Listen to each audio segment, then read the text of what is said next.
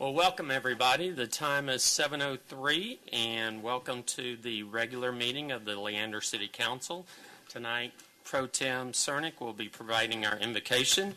If you would remain standing for the pledges, they will be led by Cub Scout Pack 160.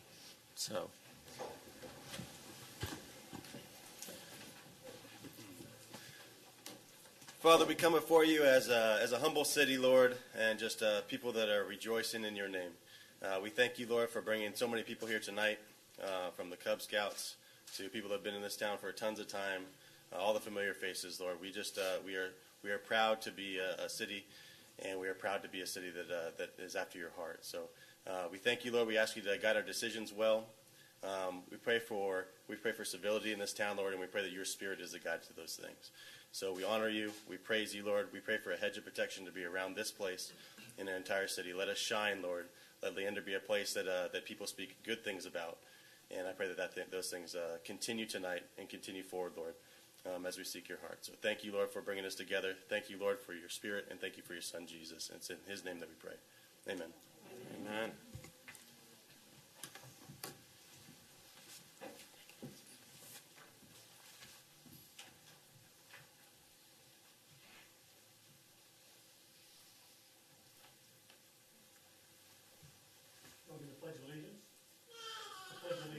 To the flag of the United States of America and to the republic for which it stands, one nation, under God, indivisible, with liberty and justice for all. And the Texas flag. Honor the Texas flag. I pledge allegiance to thee, Texas, one state, under God, one and indivisible.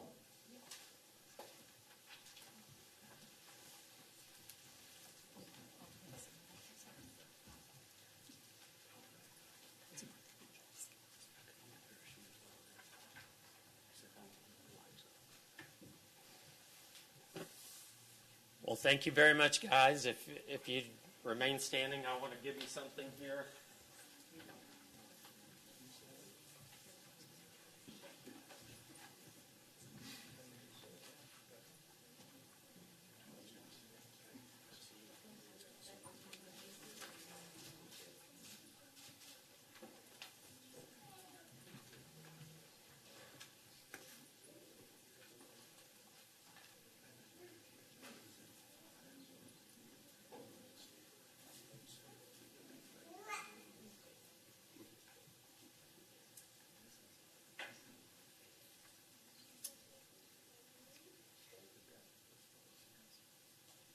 Give them a round of applause.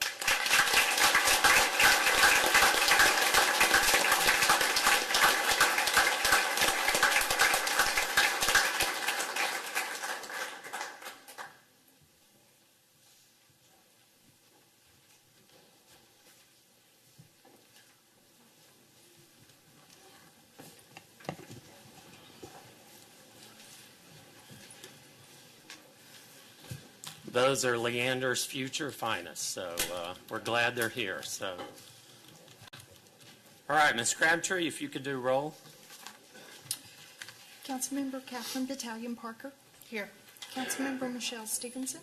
Here. Councilmember Jason Shaw. Here. Councilmember Christine Setterquist. I'm here. Mayor Pro Tem Chris Cernick. Here. Councilmember Marcy Cannon. Here. Mayor Troy Hill. Here, we do have a quorum. We can do business. So at this time, we're going to proceed to public comments. At this time, I'll call you up if you could give your name and address, and you have 3 minutes. We'll start with Carl Norman. Carl Norman, 1821 Crossroad Trail, Leander, Texas. Members of Leander City Council, I wanted to take this moment to share some concerns I have, because after tonight, this very moment may be the last chance that I can address you in public on subjects of my own choosing. I'm concerned that most of you are not fulfilling your obligation in representing all the citizens of Leander. Recent events, actions, and inactions on your part, as well as my personal experiences when interacting with you, indicate that you most certainly do not represent myself, my family, and many other citizens. It seems that if one is not your supporter, didn't vote for you, or disagrees with you, then they don't get the representation that is due to all citizens. There appears to be an obvious attempt to limit transparency and access to public information regarding our city government. So far during this council's term, I've sent feedback to my concerns to all of you on several occasions. Most of you don't even respond. Those that you do, it's a cursory response acknowledging I sent you an email. Only one of you is responsive and willing to address issues, Ms. Cedarquist. And for that, I want to publicly express my gratitude to you for truly representing everybody in Leander. Wait, I did receive an email response from Mayor Troy Hill once. He sent me a single smiley face icon blowing a kiss. Thanks for that act of stunning professionalism and maturity, Mr. Mayor. Mayor Hill, you are disingenuous regarding your use of social media. Many of us are censored, blocked, banned, or muted on your Mayor Troy Hill Facebook page. All it took for me to be censored and muted was to post something on his page where I disagreed with him. He claims that the page is private, and yet he regularly interacts with citizens on matters of city business and issues. Mr. Hill, it appears that you are in violation of public information laws and even the social media guidelines adopted by the City Council and approved by yourself. There are active legal cases that you might want to pay attention to if you are going to continue your restrictive practices on Facebook. I asked in a recent open records request to obtain copies of documentation to verify Mr. Hill's completion of the required public information, open meetings, and emergency services training, only to learn that there is no documentation on file with the City of Leander showing that he completed any of the required training. You should look into that, Mr. Mayor. Most of my open records requests involving Mayor Troy Hill have been referred to the Texas Attorney General for exclusion from public release. I have heard from some sources that some of my specific requests were purposely delayed. I have no proof of this, but I suspect it to be true. The information that has survived the AG process I have received is disturbing, showing the dysfunction of our City Council and government. The information has also contained communications between council members discussing possible ethics violation. But that's another story entirely. Stay tuned. Frank Stiles. There will be no clapping. Thank you very much.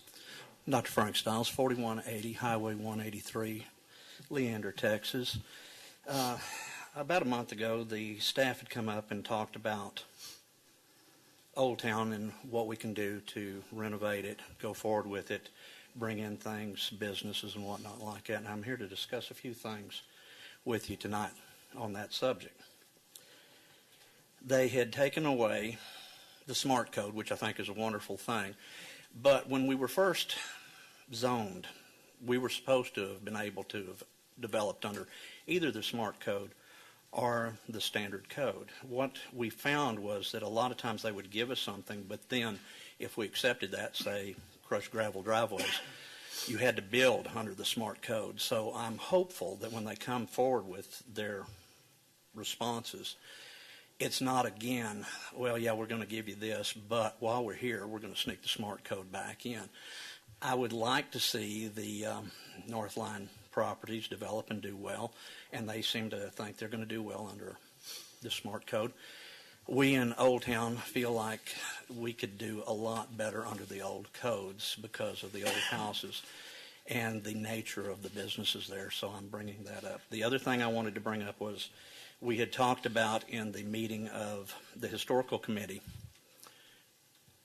and the Art Committee things that we could do to renovate Old Town.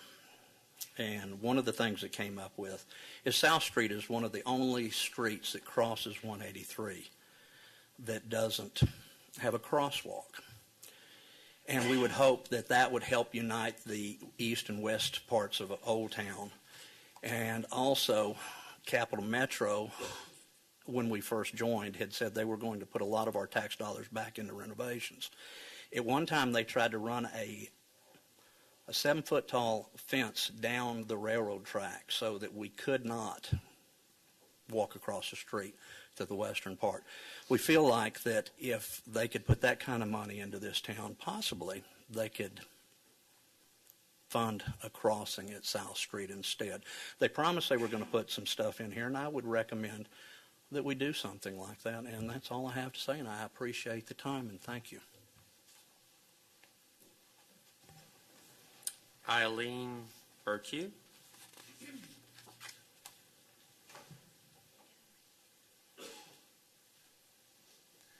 Hi, my name's Eileen Burke. I live on Champions Corner. One day I went to the Gender Sexuality Alliance Club at my school. The people there were the most caring people I've ever met.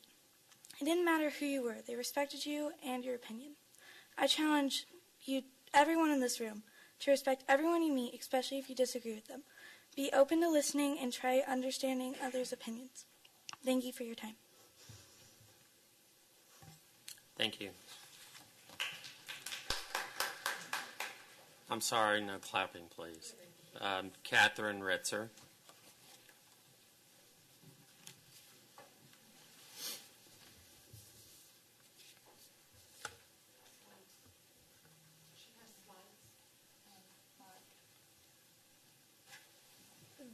Mike.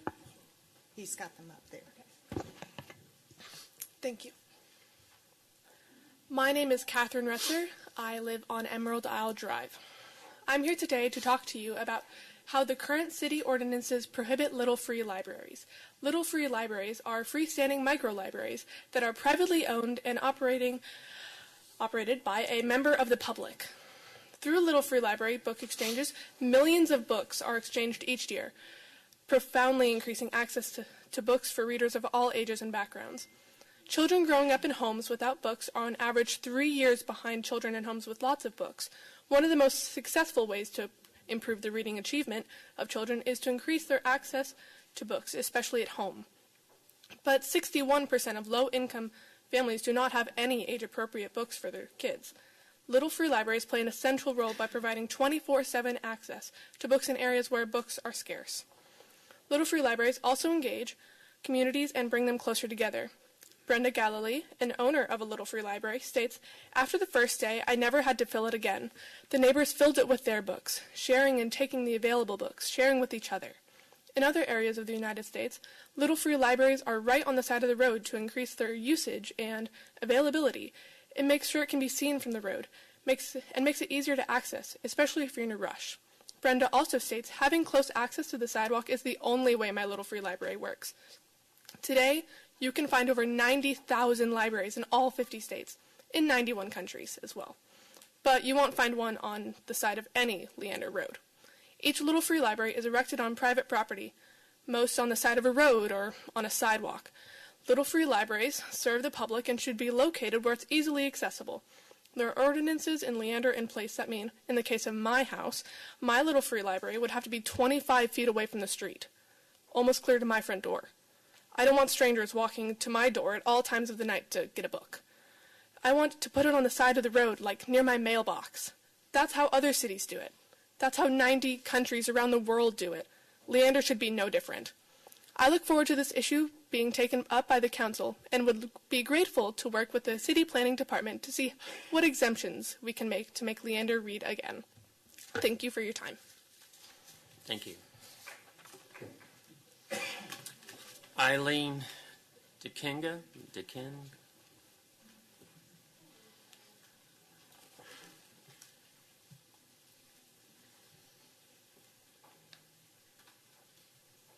I probably butchered your name before, so every week. It's okay. Yeah. We're getting there. Right. Good evening. I'm here on behalf of my daughter, Alyssa Deckinga.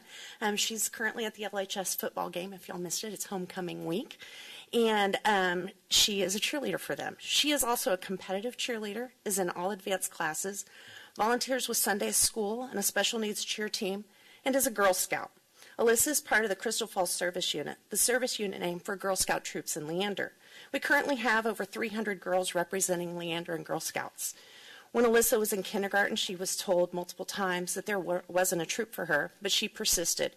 Eventually, Troop 900 formed. This is them. Aren't they cute? They're freshmen now. And this troop's going into their 10th year, with a good number of the original girls still scouting. They are amazing businesswomen, being top cookie sellers annually. They have served at Texas Humane Heroes, Open My World, Leander Parks and Rec, Leander Library, and other various organizations over the past years. In 2016, they hosted a Camp Out Basics, training 75 girls and adults how to camp, just so girls would have opportunities to get out and camp. Today, Alyssa wants me to invite you to our service unit investiture and rededication ceremony to see those 300 girls. She wanted you to be part of the celebration of future leaders in our community. This is also a special event for her. She will receive her Silver Award, the highest award a Girl Scout cadet can earn. Girl Scout cadet is grades 6 through 8. And she asked me to share what she did. While Alyssa was in middle school, she noticed many of her friends affected by anxiety.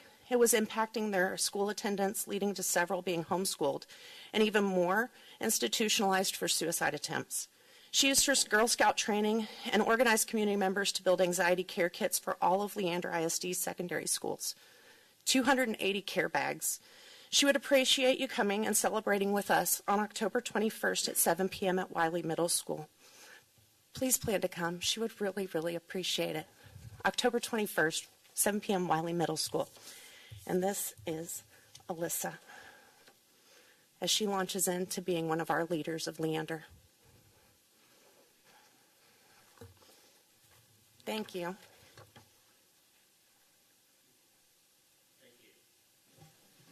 Stephanie Burkew.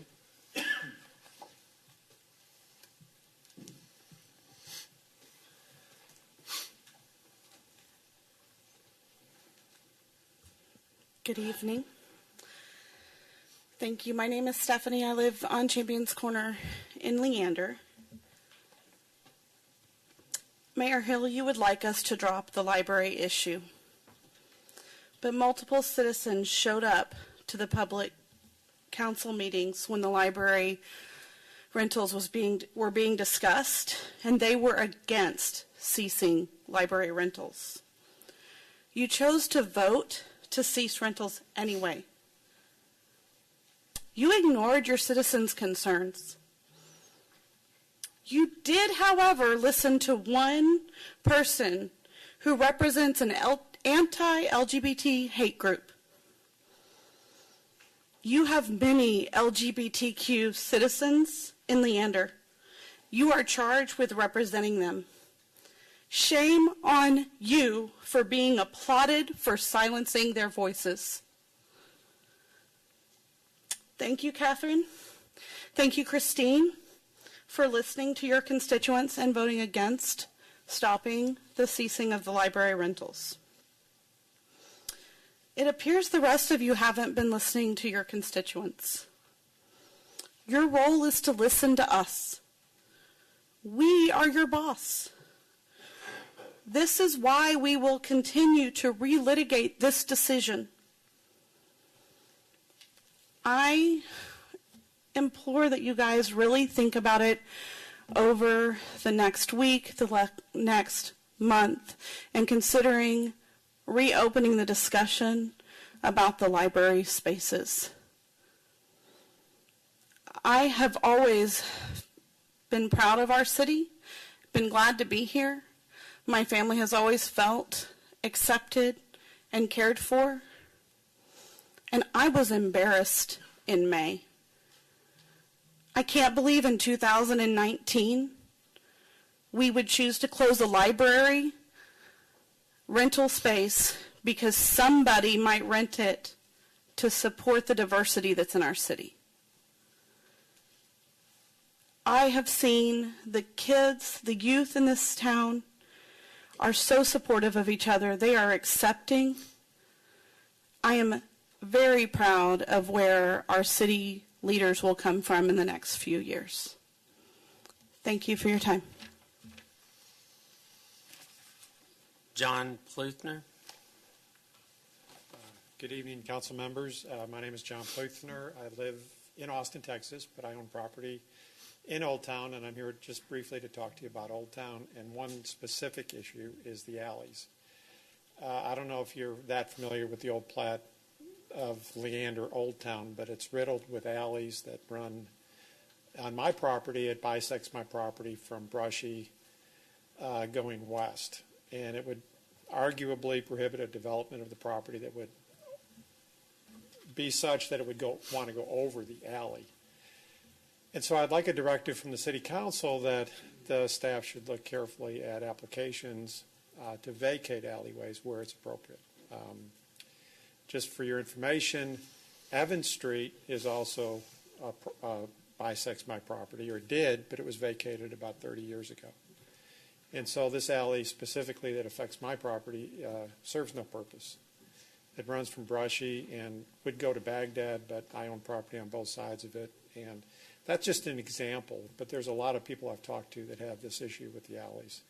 And arguably, I'm not even sure I call them an alley, but if you look at the city plat, it doesn't say alley, it doesn't say anything. It's just lines on a piece of paper. So what is it? I know I'm not paying tax on it.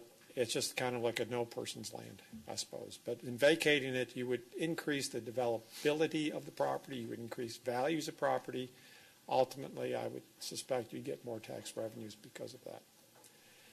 That's my issue that we've developed. There's going to be other people who talk about Old Town. But the other thing is, in meeting with the Old Town group, and some of the council members have been privy to some of our discussions, I kind of get the idea that where I'm talking about one issue, but the reality is I kind of think the council it'd be in the city's interest to have certain sessions that would just address Old Town. I mean, there's been people that say, well, let's make it like this or let's make it like that.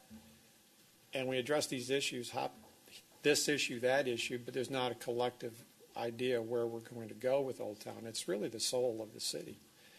It separates you from what Cedar Park is.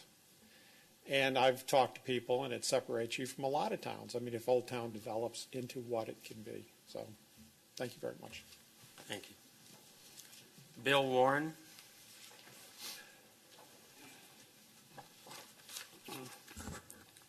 Bill Warren. I live in Cedar Park. I'm a business owner and property owner, 103 East Willis, east side of the highway there by the tracks. I'm concerned with Old Town also, in particular sign ordinances. I'm hoping you guys can consider looking at an exemption or different rules for Old Town. Most of us are small properties, not visible to the public. So off-premise signs are key to our success. If we can look at that, I don't know if it's a different rules for the Old Town community or the sign ordinances as a whole, they're worth looking at again, because ultimately signs bring business, that drives sales, that drives tax revenue for you guys. So thank you for your time. Amy Dark.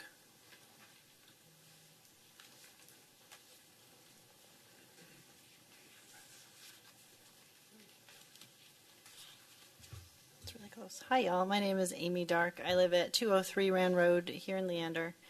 I want to thank you for allowing me to speak tonight. We all know that happy and content folks don't usually write letters, don't usually show up, don't usually pick up the phone. What you get are angry emails when you open your inboxes and angry voices coming up to this microphone most of the time. So I wanted to take my time today to say thank you.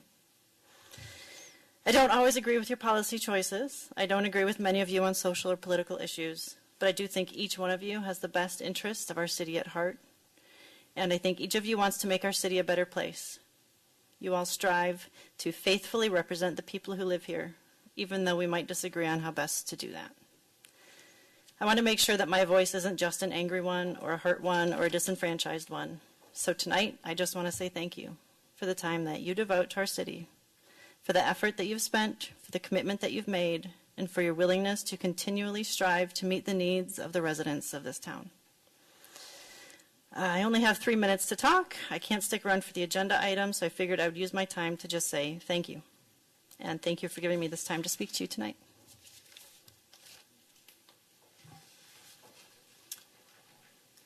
Kalia Handy Bosma.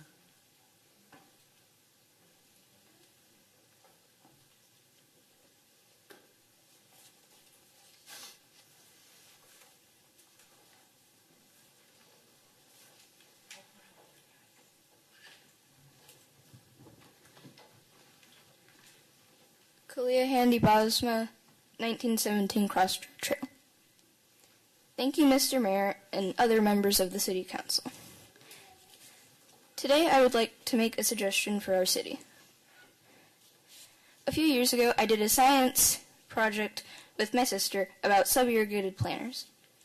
A sub-irrigated planter uses plastic pipes to water plants from underneath the soil, and it saves a lot of water.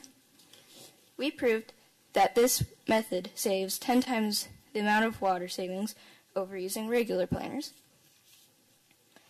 I feel like people want to make the city of Leander more beautiful. Another thing is that Leander has no natural water sources except rain. Also, the city buys its own water, so if we used sub-irrigated planters, this would save a lot of money and water. Another proposal I have is the city could have a garden, or whatever the right place would be to use sub-irrigated planters. We should save money and have a more beautiful Leander. Thank you for all your hard work as volunteers and leaders. Thank you.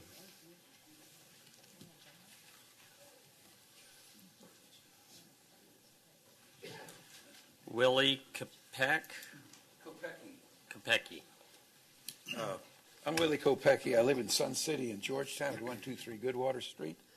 And first of all, I want to thank the mayor and the council for serving and willingness to serve. I don't really envy your position sometimes.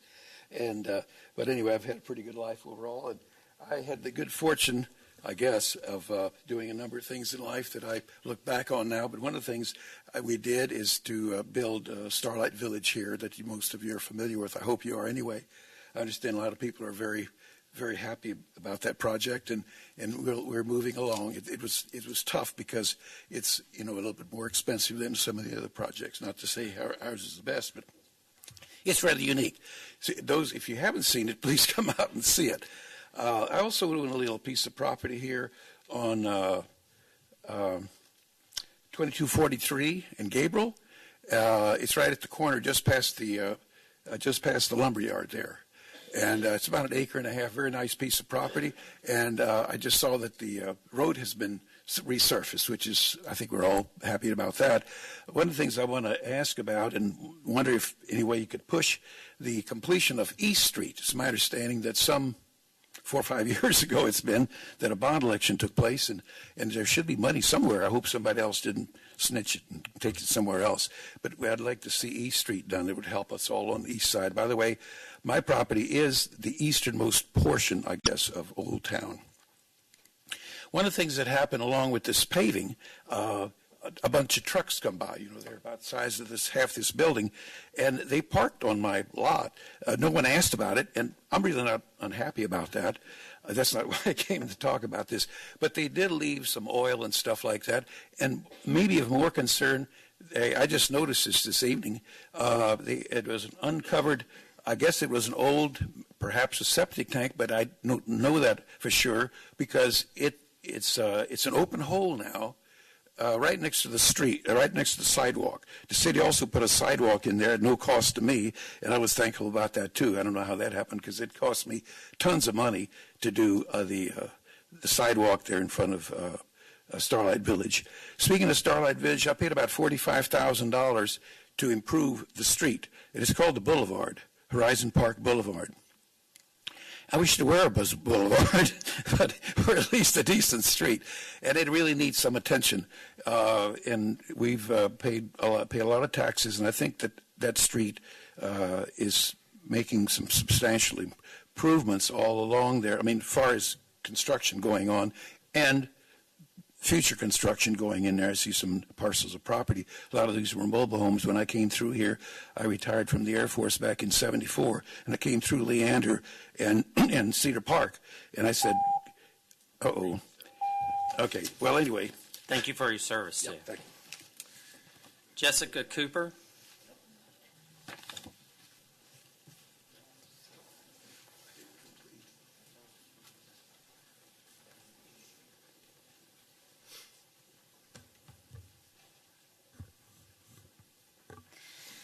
Good evening, council members. I'm actually not here tonight to ask you to open up the rooms at the library. You should. It's the right thing to do. But what I'm going to ask you to do tonight, actually, I'm offering you an opportunity tonight. I'm offering you an opportunity to clearly state what it is we want to represent here in Leander. Councilwoman Pantaleon Parker spoke at the last meeting saying that you are all good people with good intentions, and I believe that to be true. But it's been said that the only thing necessary for the triumph of evil is that good men should do nothing. And when all of this happened with the library, and it was up on the agenda, I personally did nothing outside of social media commentary. And most of you did even less than that. And so that's what I've seen from this council for the past few months. When the story time was canceled, nothing. When a church actually stepped up and said, hey, we'll take it on, we'll sponsor it, nothing to support or anything like that. And SPLC designated a hate group, and yes, they do hate us. This group does hate us. If you research it at all, it is not just about drag queens. If you research them at all, they are anti-LGBT to the core. Organized a protest this story hour, nothing from any of you.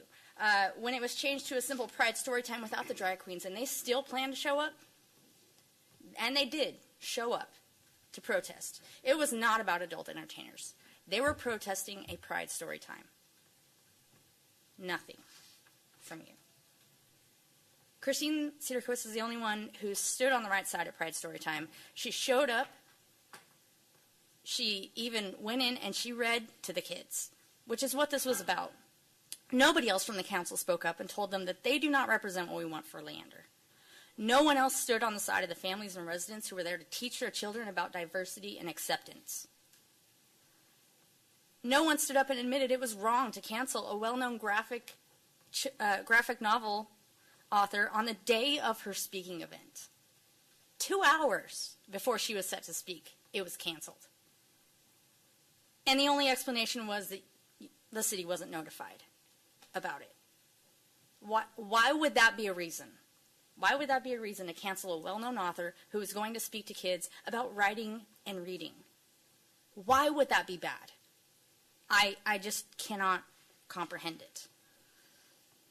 So the opportunity that I'm here to offer you, Leander is more than just parcels of land to be sectioned off and zoned. I want you to publicly, maybe not now because I know you can't. Thank you. I want you to publicly I'm state sorry, ma'am. Thank you. that you support Karen everyone. Thompson.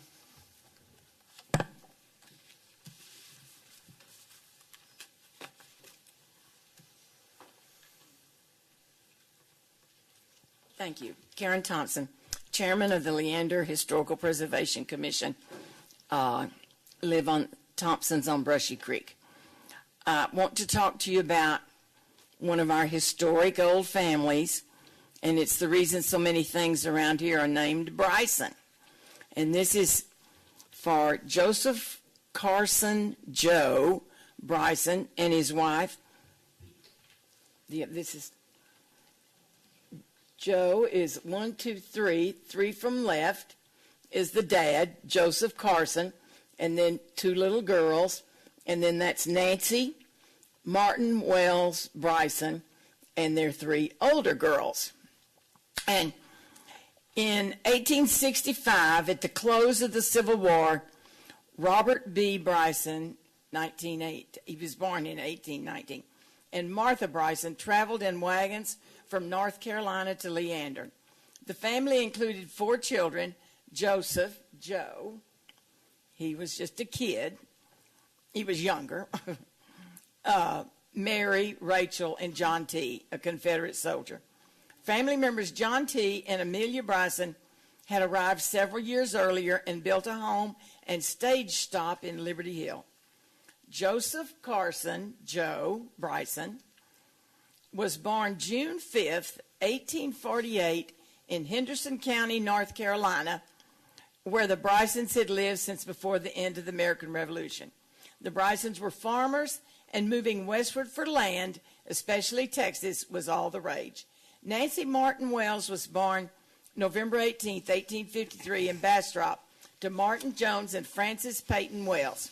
Nancy's grandparents, Martin and Sarah Wells, were pioneer settlers to Stephen F. Austin's colony in Bastrop in the 1820s. Joe Bryson and Nancy Wells arrived in Williamson County, December 1869, married in December 1869. Their first home was a log cabin, and soon baby made 3 with the arrival of their first child, Emma Cornelia, born November of 1870. To provide for a growing family, he did build a larger home. The children married. These are the names that we pick up so much. I know we're about to go to the next one. Okay, here is Joe and Nancy with 1, 2, 3, 4, 5 of the children.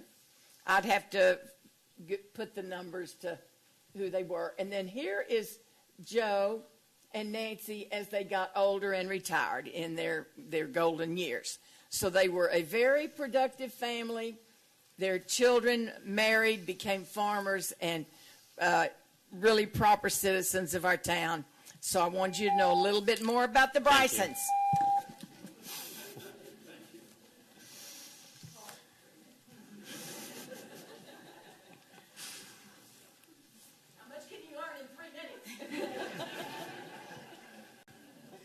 All right, at this time we're going to move to proclamations. We do have a proclamation. Councilor Setterquist is going to read this.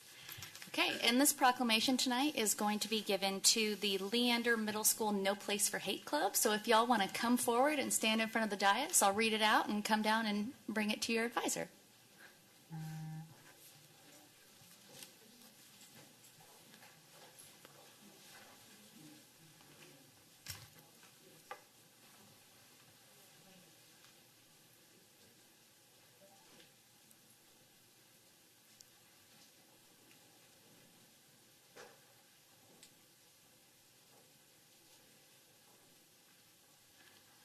Awesome. So the month of October is Bullying Prevention Month. So our proclamation says, whereas bullying is physical, verbal, sexual, or emotional harm or intimidation intentionally directed at a person or group of people, and whereas bullying occurs in neighborhoods, playgrounds, schools, and through technology such as the internet and cell phones, and whereas extensive research has concluded that bullying is the most common form of violence that affects millions of American children and adolescents and adults each year, and whereas targets of bullying are more likely to acquire physical, emotional, and learning problems, and students who are repeatedly bullied often fear such activities as riding the bus, going to school, and attending community activities, and whereas children who bully are at greater risk of engaging in more serious violent behaviors, and children who witness bullying often feel less secure, more fearful, and intimidated, and whereas schools, students, parents, recreation programs, religious institutions, and community organizations should be encouraged to engage in a variety of awareness and prevention activities designed to make our communities safer for all children and adolescents. Now, therefore, we do hereby proclaim October as National Bullying Prevention Month.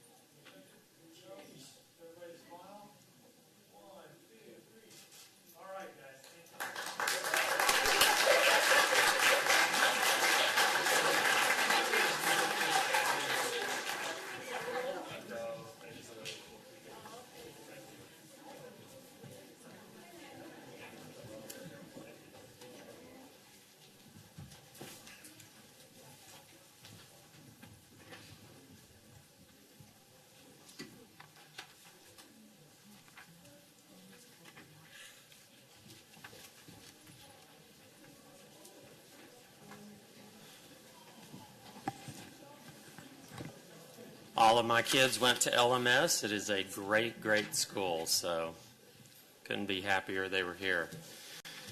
All right, at this time we're going to move to staff reports. Mr. Pierce? Yes, sir. The mayor and council, as well as... What happened?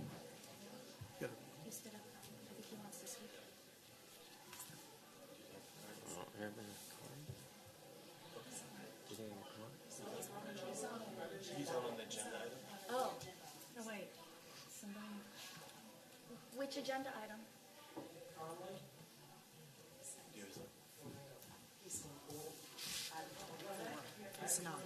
He's not for a while. He has to Okay.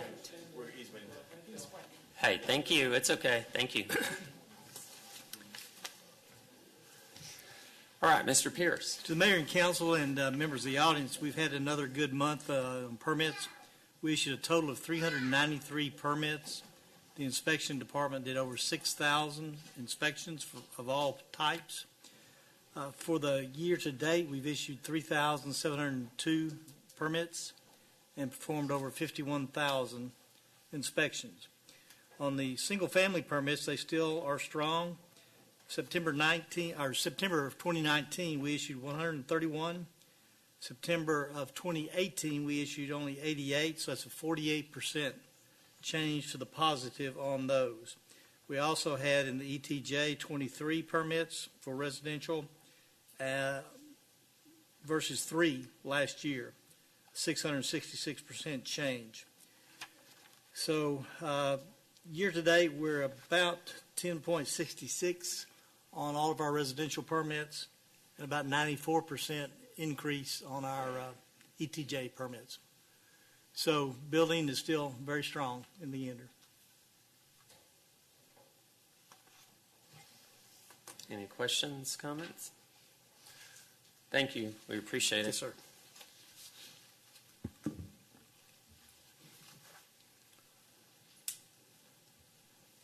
All right, Mr. Watt. This is the GO Bond Transportation Projects update. For right-of-way in Woodview, we are continuing right-of-way acquisition. Those activities are ongoing. I may note that we expect to be before you on the 17th with a contract amendment so that we can redesign the roundabout. We made substantial design changes and compromises that we would rather not build for the enclave at Stewart Crossing. Those plans have expired. We have a meeting with that developer Tuesday just to confirm that he is not going to do the same alley loaded product that caused us to have to compromise our design. That design will cost us more money to construct. It will negatively impact the parking at the high school. So we want to go back to a more reasonable design that did not take into account an alley loaded product that's no longer going to be built and that has expired. And of course, as you see there, you know, we're hoping expect construction to start in April of next year. All right. San Gabriel Parkway, Phase 1 is under construction. It's 60% complete. And Phase 2, which is Phase 2A and Phase 2B on the east and west sides, as you see from the map there. Phase 2 is in the middle. It's in the red. It's under construction. And got a couple of pictures of that construction. The picture on your left is at Logan Dale Way, and that is looking east along the 4-lane section of San Gabriel at the roundabout. The picture on the right is looking to the west, and where you see the tree line, that's the limits of construction of this Phase 1. These street project plans are 99% complete. We have a conditional letter of map revision in front of FEMA for their review and approval, and our contributing zone plan is also at TCEQ, and we expect final approval shortly. Metro Drive extension and a hybrid pedestrian beacon or pedestrian signal. That project, Metro Drive, is underway. The Leander Park and Ride, the hybrid pedestrian beacon at Mel Mathis and ACC, which is the small red line. That installation has been completed for about 6 months now, and it is on the right of the screen. And the construction activities for Metro Drive are underway. What you see there is you see an auger that is drilling drill piers, and of course they are pouring concrete for the piers. That is the piers for the bridge bent for the structure support of the bridge beams. That project is expected to be complete in spring of next year. Southwest Drive is in design, and as we know, we're going to use a roundabout to deal with that offset intersection and get the best traffic flow through there, the best and safest traffic flow through that. And we expect plans to be complete in the next 120 days, and more than likely we'll be trying to time our construction to coincide with school being out. Mr. Watts, I have a quick question about Yes, that. ma'am. Sorry, is the roundabout in part because of the alignment issues? Yes, ma'am, the offset issue. Thank you. And there is a lot of slow-speed traffic through there, which is going to be ideal to move traffic a lot more efficiently than we do. I drive that I live on Banner Avenue off South Street, so I drive that frequently and well aware of the congestion issues that occur there during school. It's always in a the school mornings. Yes, well, it's large school zone up and down West Street at that point and on South Street. All right, of course, North Brushy Street. Well, it is substantially complete, but is not finally complete. Right now, we're in the process of redesigning what we feel is a dysfunctional landscape plan.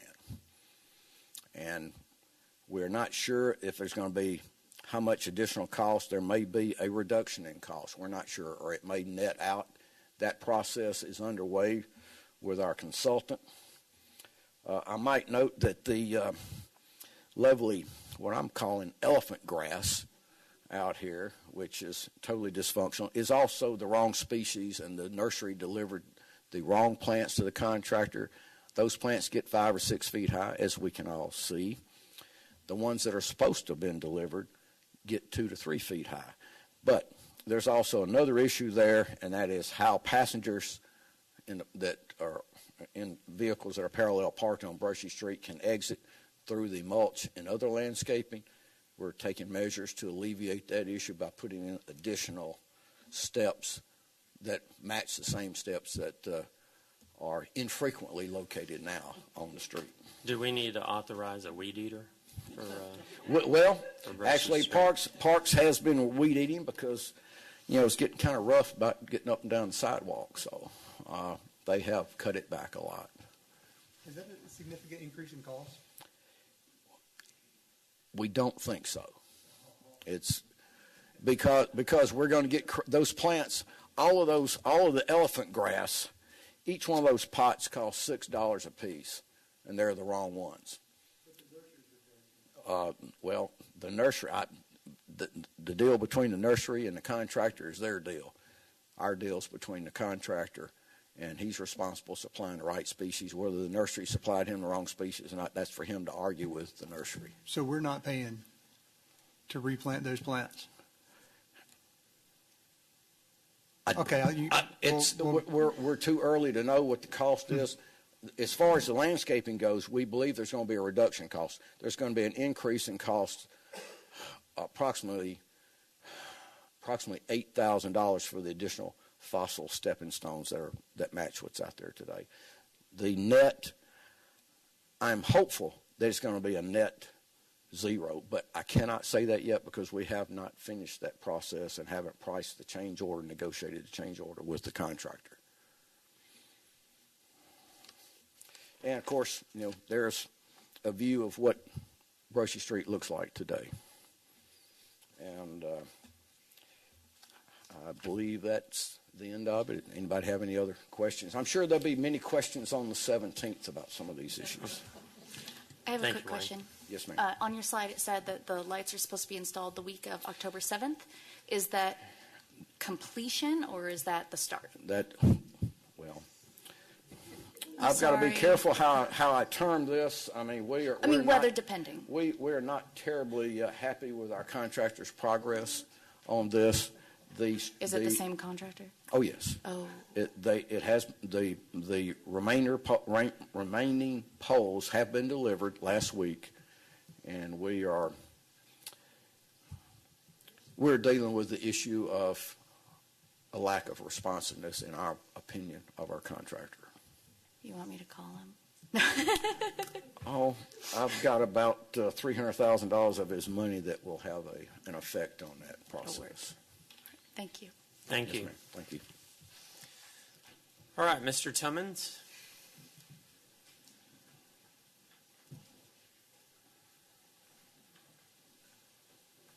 Thank you, Mayor and Council. Also, our GO bond report for this quarter. Wanted to share with you. I'm not going to really hit on the first three. They've been completed. But I look at all these young people that are up here this evening and thinking of Lakewood Park, and wow. I'm out there often, most every week. And then we have progress meetings every 2 weeks, and it's looking incredible. Our contractor is working hard. Final completion expected at this time to be January 2020. Grand opening ribbon cutting scheduled sometime early spring, March, April of 2020. So we're moving forward. It looks great. They're starting to go vertical with a lot of our amenities that are out there, from basketball court, dog park, those type of things. It's really looking great. Veterans Park Phase 3 is in progress. It also is looking extremely well. I was just out there today because of being at Mason Homestead for what I'm going to share with you in a little bit about the next event coming up. But final completion is scheduled no later than November 1st. The ribbon cutting dedication is slated for Veterans Day, Monday, November 11th of this year. Our Senior Activity Center design is it's right at the final stages. We were just talking about some of those things today, a couple little things yet to go, and expect to go to construction bid within the next 30 days. Brushy Creek Trail here away, we're in progress on that. The solicitation for RFQs to select a design firm are due to us on the 10th of October. Our Recreation Center, it's sort of in limbo, on hold just for a little bit. We're still trying to work through some of those things, but we're continually making a little bit of progress towards that.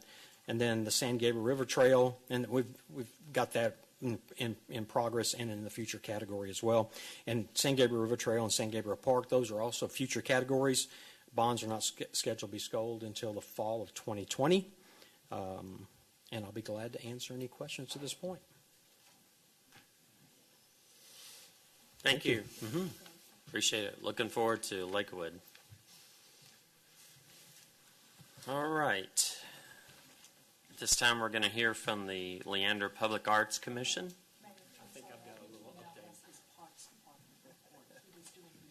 Can I have 2 more minutes, Mayor? You can. Okay, thank you. Just a couple of quick things to share with you about our upcoming programs for the next few weeks. I hope to see everyone and everybody in the audience tomorrow and Saturday evening, 6:15. First band kicks off. Bluegrass Festival. It's incredible. The facilities are. Ms. Thompson was talking about the Bryson. Well, this is the Mason Homestead, and it's an incredible place, a great venue. Seats, we'll get about 2,000 or 2,200 people there, but it's incredible. We've got about 12 food vendors coming out. We've got 3 bands each night. Kids zone for kids to come out and purchase a $5 wristband and have all the fun they want while mom and dad come in and they have their food, their beverages, and just enjoy great music through the evening. It's going to be a fantastic time. Also, October 5th and 6th, I mentioned this last month, but I wanted to focus a little bit more on it. Leander Little League Fall Classic. It's our first ever for Little League Baseball. And we put this together, and we've got a lot of teams even coming in from other areas, Austin, those type of places, the different Little Leagues in the area. And this is really cool because they're going to spend some money while they're here. So this is our first venture into some tournaments, and which is really cool. So hopefully they're going to take advantage of some of the food places and buy some gas and retail while they're staying in town for a couple of days. October 7th, adult flag football season begins, and then we have our active adults, which are just incredibly growing continuously, and they're going down to even Driftwood on the 23rd to Salt Lake Barbecue, I may even go on that one. And then November 2nd, our Little League Coaches Banquet. We want to honor all of our hundreds of coaches that give so much of their time and their energy, and so we're going to have a banquet for them. And then, of course, I mentioned this a minute ago, Veterans Day ceremony, Veterans Park on November 11th. Put it on your calendars, 10 to 12. It probably won't take that long, but we'll have a nice ceremony and dedication of the Phase 3. So thank you very much for your time. Just curious, Yes. The adult flag football, has that gotten bigger every year? It Because has. I That's hear a from great lot of them. question. Great. We've constantly been at about 8 teams, and we went to 10 back in the spring, early summer, and now we're at 12 teams. And if we had a little bit more space, we'd probably get 14 or so. Is that all at Bledsoe? It's is all at that- Bledsoe. Yes, Okay. sir. Interesting. Thank you. Thank you. Appreciate it. All right, Ms. Jones. Hello, Council. Jennifer Jones, Chairman of the Leander Public Art Commission. I'm here to give you an update tonight on the things that we've done, are still doing, and what's to come.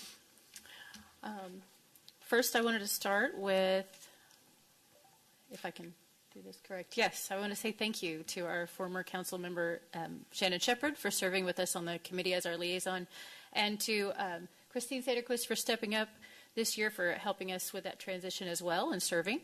I want to thank you also. I want to say thank you to our current members of the 2019 year, because some of them are going to be stepping down.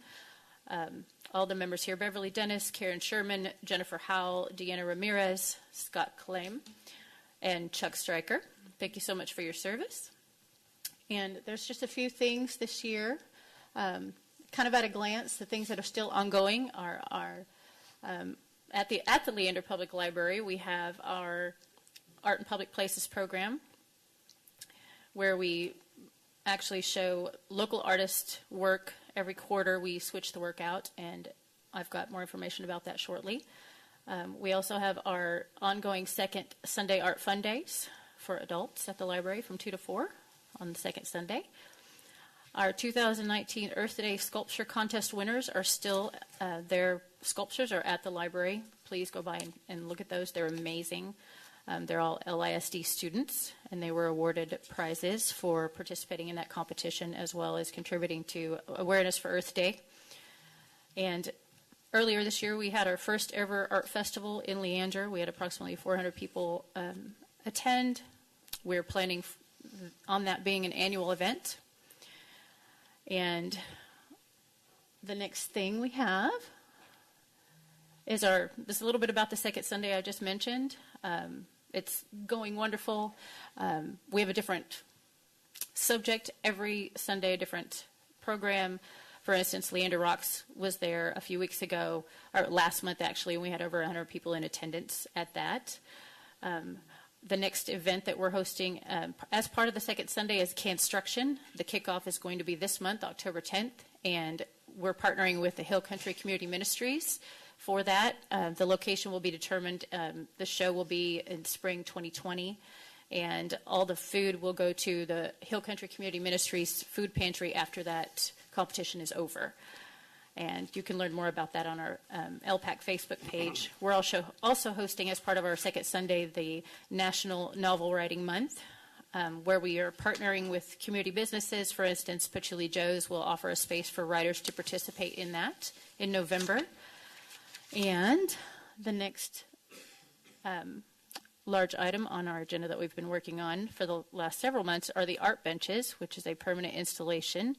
I want to say thank you to our subcommittee, Beverly Dennis, Karen Sherman, and Jennifer Howell for all their hard work.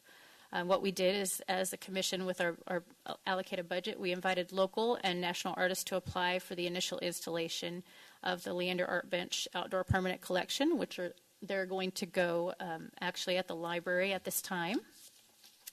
And the winners, the 3 winners, the one on the top right is, if I can pronounce this right, Elizabeth Akamatsu, and they're called the Quasar Bench. The next one on the bottom left is, the artist is Roland Karg, and it's called the Miller Bench. And the one on the right is called Don Lawler, and it's called Magic Carpet Bench.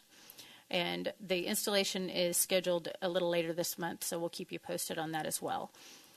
And next, we have some events going on this weekend. I'm sure, as Mark just discussed, the Leander Bluegrass Festival, we're going to have a booth there, and the Leander Rock Painting is going to be joining us for a community activity there. So you're probably going to see all sorts of rocks all over the place at the Mason Homestead when this is said and done, but it'll be beautiful. And we're also going to be displaying our angel wings as part of last year's, which I don't have a picture of those right now, but you'll just have to come and see them. As a photo taking or a photo opportunity for the community. Those will be there with us. And then on Saturday, we're having a reception from 4 to 6 at the library for an opening reception for the art of Carl Melton. And he is a Texan artist. And we'll just have some light refreshments and some music and get to know the artist, meet and greet.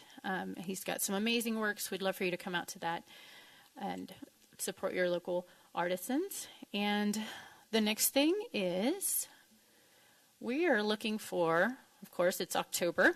We're looking for some new members, so if you're interested in joining us, go on the city website, look at the boards and commissions section, and if you don't have time to commit to being a part of the board, then we'd love to have you as a volunteer for any type of opportunities or any activities that we have that we're hosting throughout the year or sponsoring or anything like that as well. Or you could just work on some of the larger projects, volunteering for the smaller subcommittees on our commission. And we would love to have you join us, and we thank you so much for your support. Thank you. Appreciate it very much. All right, at this time, we're going to move to item 10, where the City Council will now convene into executive session pursuant to Section 551074, Texas Government Code, to deliberate the appointment and employment of a city manager.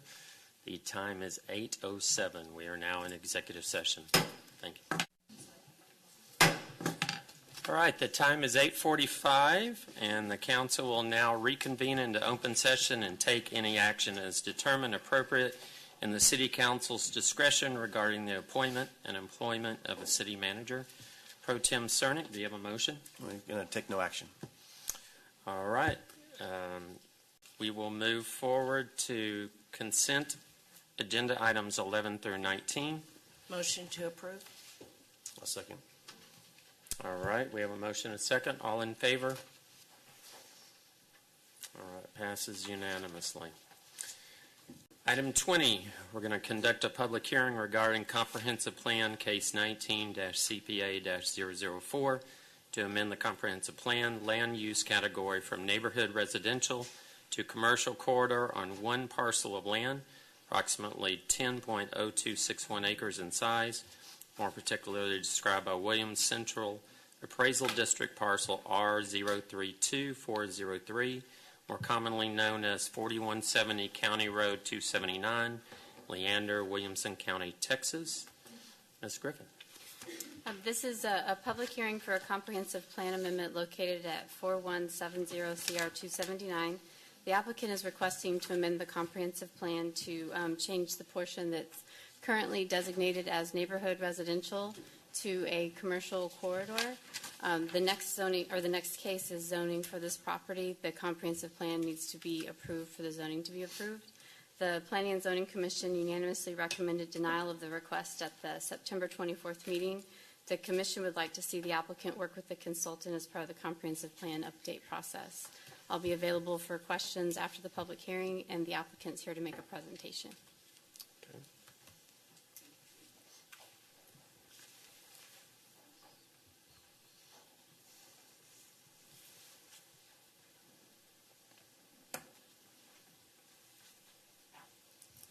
Thank you. Thank you all for listening to me tonight. My name is Jake Scott. I'm coming here before you tonight to discuss the property at 4170. Just a little back history to my property. I purchased the property in February of 2011. At that time, the property was in the county and part of the city of Leander's ETJ. At the time I purchased, and before this was annexed, we started construction on 4 buildings, obtained all permits from the county. In April of 2006, the city came and annexed us into the city.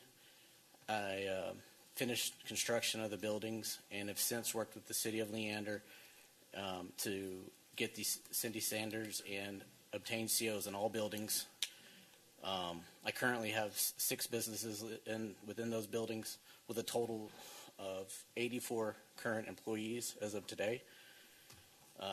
The request is to zone the property for what is already there and in place, and the city has granted a continuance of use on. The current default zoning on the property is SFR for the first 500 feet. When I purchased the property, that was in the city. I think that was annexed in, 2005, I believe. And then the rear was brought in as FSS. We put this together as a PUD so that we could exclude some of the uses in the back portion that I'm requesting the zoning for. The request would comply with the comp plan for the first 500 feet up on the frontage of 279 and Baghdad. That will stay local office, and the remaining rear of the property behind the 500 feet would be GC to comply with what is already there. Council, I believe y'all recently changed that portion, renaming that to Baghdad, if I'm not mistaken, all the way up to the north. And also, that is now, I think, considered an arterial road promoting commercial use. This is a picture of the front of my property from looking in. None of the buildings can be seen in the rear. It's heavily treed, and all that portion right there would be the local office portion.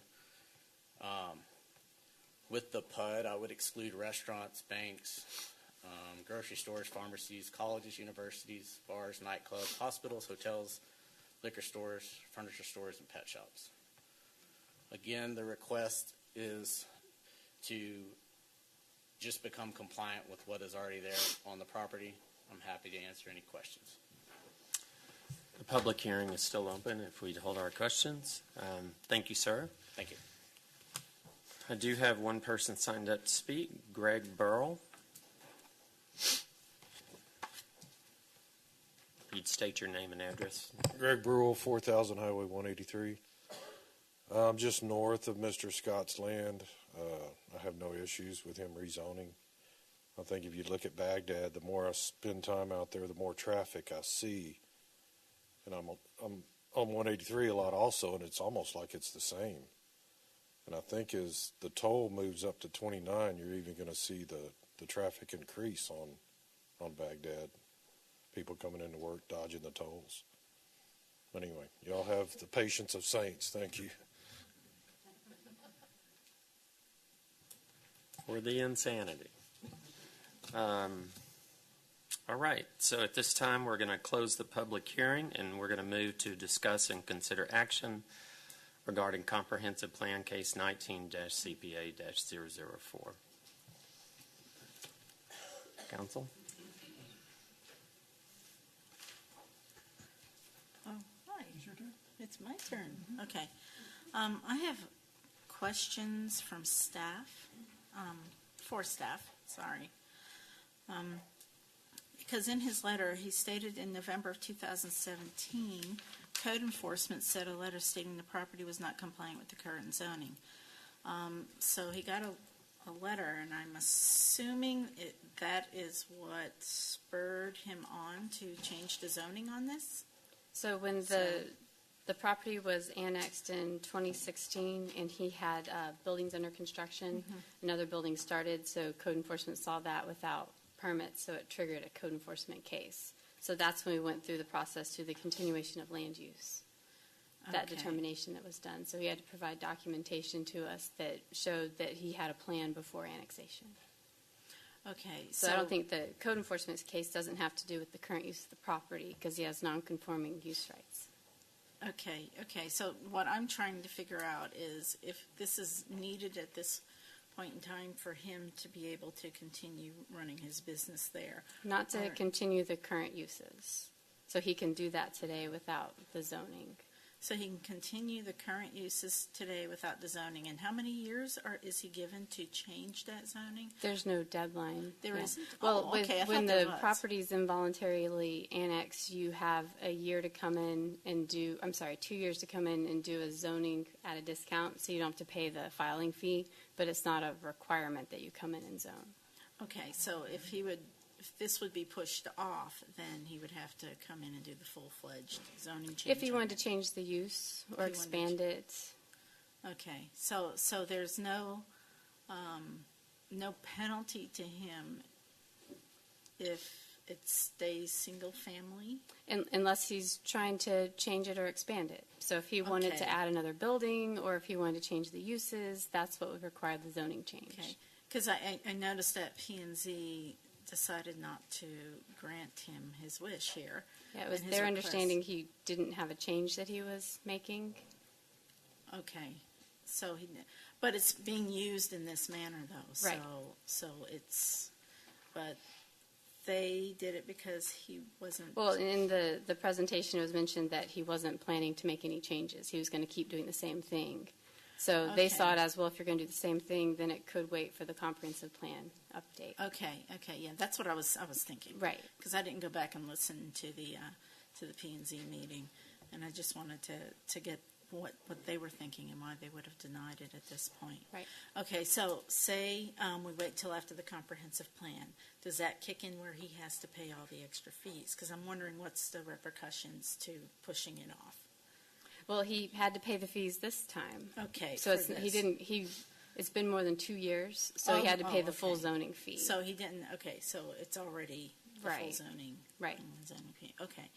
I'm just trying to gauge what's going on here with everybody and everything. Thank you. Hey, my turn. P&Z, they said to hold off for a couple years, While we updated the comprehensive but the plan. comprehensive plan would probably match what he wants. To Probably. work with the consultant, so just to see what the Okay. vision is for that area. Okay. So I'm going to make a motion to approve. And my main reason is because a few weeks ago, we had another property on the other side of the street came, and the council granted that person, and I'm making a motion to approve out of fairness. You allow it for one citizen across the street, you should allow it for the other one. I'll second that motion. Council, this one, Senator, please. Yeah, sorry, Ms. Griffin. I want to make sure that we're super clear here. There's a house right next door, right? Correct. And so explain to me again why P&Z wanted to wait for the comp plan. Was there a change that was proposed right now? So he's More buildings? proposing a change to the comprehensive plan to make it commercial corridor. Right. So P&Z said, hey, instead of making that change, let's wait until the comp plan happens. So it could be a kind of an overall comprehensive look at the whole area, Right. instead of doing a little piece of it. And he's not going to change anything, add buildings right now. That's what he had told the commission. So there's no reason for us to change it piecemeal, right? That Because there's was- no urgency to right. it. Okay. Well, in my opinion, then, if we're going for consistency, I would say that, just a couple of months ago, we said that we didn't like these one-off zoning changes. So I think it would be consistent to not do a one-off, because there are houses right there. The one that was across the street was a different sort of thing. It was like a loop that was off of Baghdad. Any other questions? I'm going to have some too, but did you have something to say? Yes. Go. I think one thing that's getting lost, and I did a bad job emphasizing this, obviously, because I didn't even bring it up. What I can't do right now is south of me. Wait, what's the pointer? Right there is Mockingbird Hill or Park, 61 acres. I think it's 280-ish houses. They finally brought wastewater up to me. I've had water since it ran up to Liberty Hill. I haven't had access to wastewater. I finally do, and I can't get a site plan without zoning. I'd like to get water and sewer hooked up to everything and put in a main concrete or asphalt drive to the back, but I can't do any of that without a site plan. I can't get a site plan without zoning. So I'm kind of hamstrung on that portion of it. That's why I'm here asking for, I'm not doing it just because I think it's a good time to do it. That's the main reason, are those three things. I'd like to get sewer hooked up, water hooked up, and a main concrete or asphalt driveway. All right, Mr. Cern. Yeah, I mean, it's my understanding that the last decision that we made, I know the one that was just referenced, they didn't already have operating businesses in that area, and so it was conforming to what was next door. You currently have businesses that are operating, which this would not change any of those things.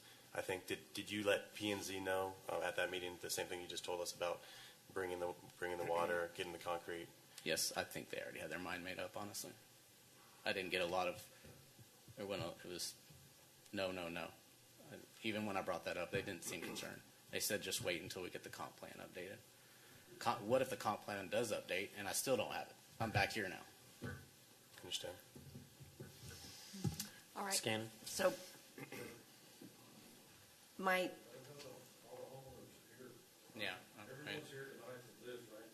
adjacent to me. yes. Okay, so I'll ask you the question: are the homeowners here? Yes. All homeowners are here. Are they in agreement and understand what it is you're trying to do? Yes, and I think last week, that was one other thing I did. There was some controversy between one of us and myself, and since then I feel like we have gotten that worked out. I don't want to speak for them, but he's here if y'all want to ask him questions. Okay. Here's the concern I have. You have 6 businesses, 80 some odd employees. You were involuntarily annexed, and I drove it today, all the way back there. You can't see a thing.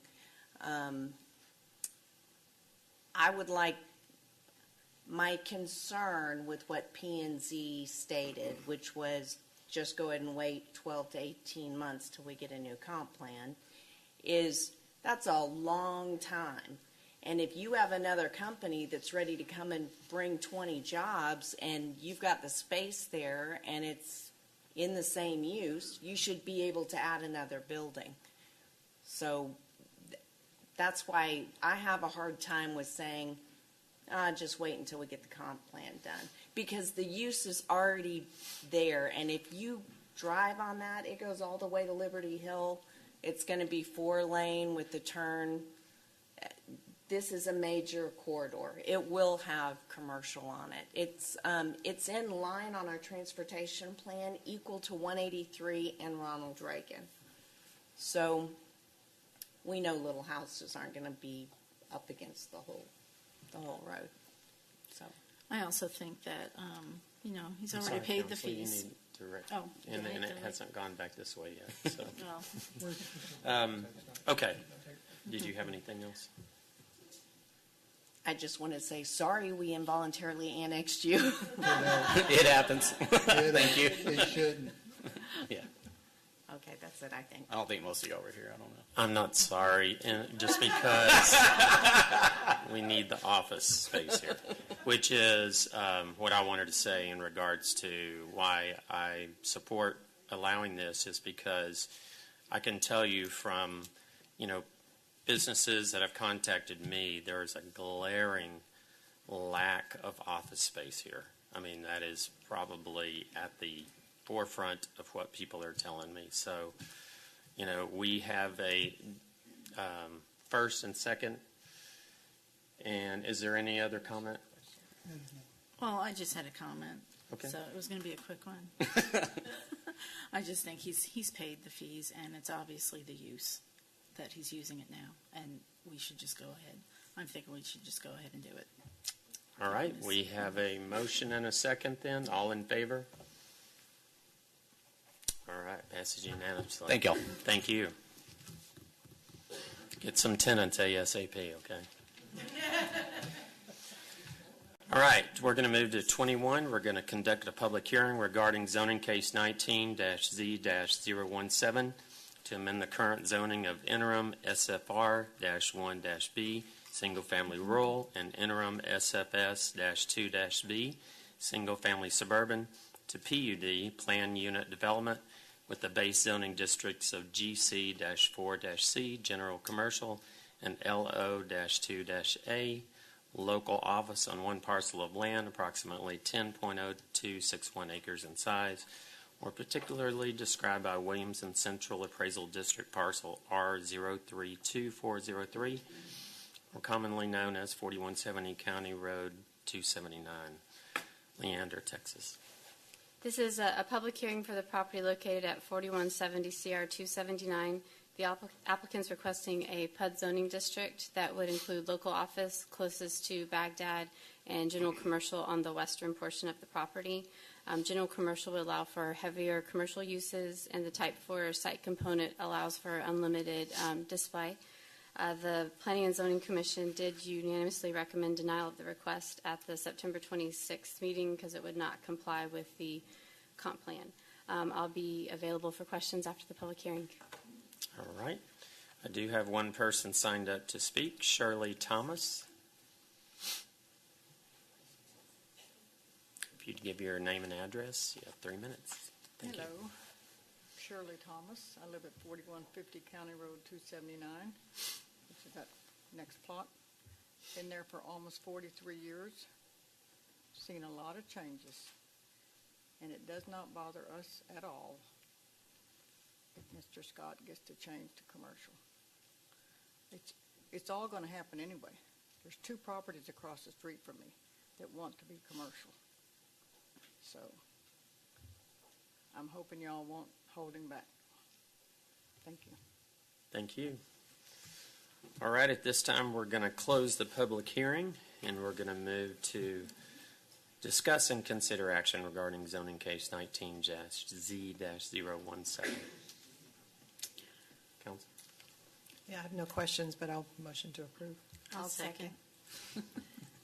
All right, we have a motion and a second. I got nothing. Is there any discussion? I do a little bit. I read through this, and I was all ready to go through the general commercial uses, but it sounds like all the neighbors are approving, so I guess I'm good with that. My only concern for Ms. Griffin, if you could answer to this, the last line of the staff recommendation is the current land use category does not support the general commercial use component. Is that now changed because of our zoning? Good. Yes. Just double checking. All right. Thank you. All right, all in favor? All right, passes unanimously. Thank you very much. All right, 22, conduct a public hearing regarding Ordinance Case 19-OR-010 to amend the subdivision ordinance to amend the parkland dedication, park improvement, and parkland fee in lieu regulations and requirements, and to provide for related matters, Williamson and Travis Counties, Texas.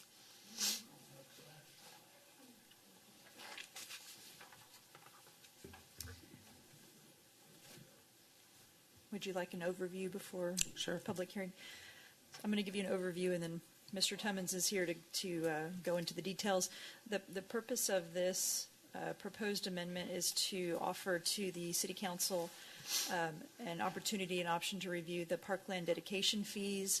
Those fees, the last time they were amended was back in 2011. And so it's appropriate to have those fees reviewed from time to time to determine whether they should be increased because land prices increase and the cost of making parkland improvements increase, and to see how you run in line with other entities. So this ordinance proposes some options for you to consider that would give you options for increasing parkland dedication fees that are in lieu of parkland dedication, and also the fee that is paid for parkland improvements. The other purpose of this proposal in front of you is to allocate some of those funds, and to expand the use of those funds for improving public parks and recreation areas and open spaces with public art, to have an art component to some of those improvements. And so that is what is in front of you, and I'll defer to Mr. Tummons for any questions about the particular options in front of you.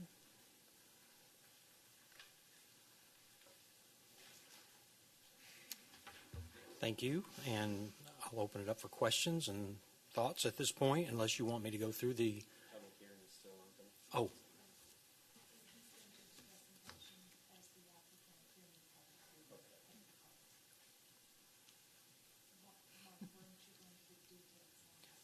I would be glad to.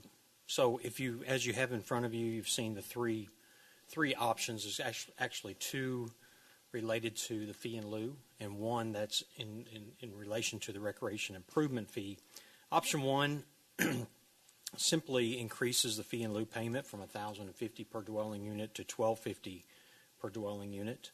And you see some of the, we gave an example of what that could look like for a typical type of development, whether it's single family or multifamily. Option two was leaving that same fee in lieu at the same rate, but dedicating a certain percentage, and we put in 15% of that current fee dedicated to public art. And then the third option is increasing the park development fee, the park improvement fee, from $400 per DU to $500 DU, and that additional $100 or up to 20% will be used directly to support public art within the planned development. So there's an option here of 1 and 2, and then the third option you may want to consider with either 1 and 2 or as something standalone itself. Does that make sense? So that means that, I'm sorry. Sorry. Okay. And I'll be glad to come back for questions. All right, at this time, we do have someone signed up. Mary, I'm not sure if you meant to sign up for this item. It says need clarification. It was for this item. Okay.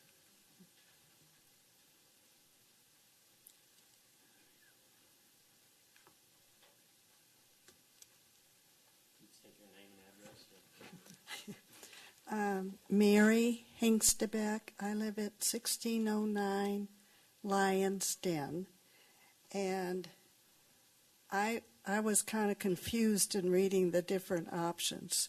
So I misinterpreted it because it looked like from the footnotes that option 1 and option 2 wouldn't really give money to public arts because they handle things another way, if I was reading it correctly, which is quite possible that I wasn't.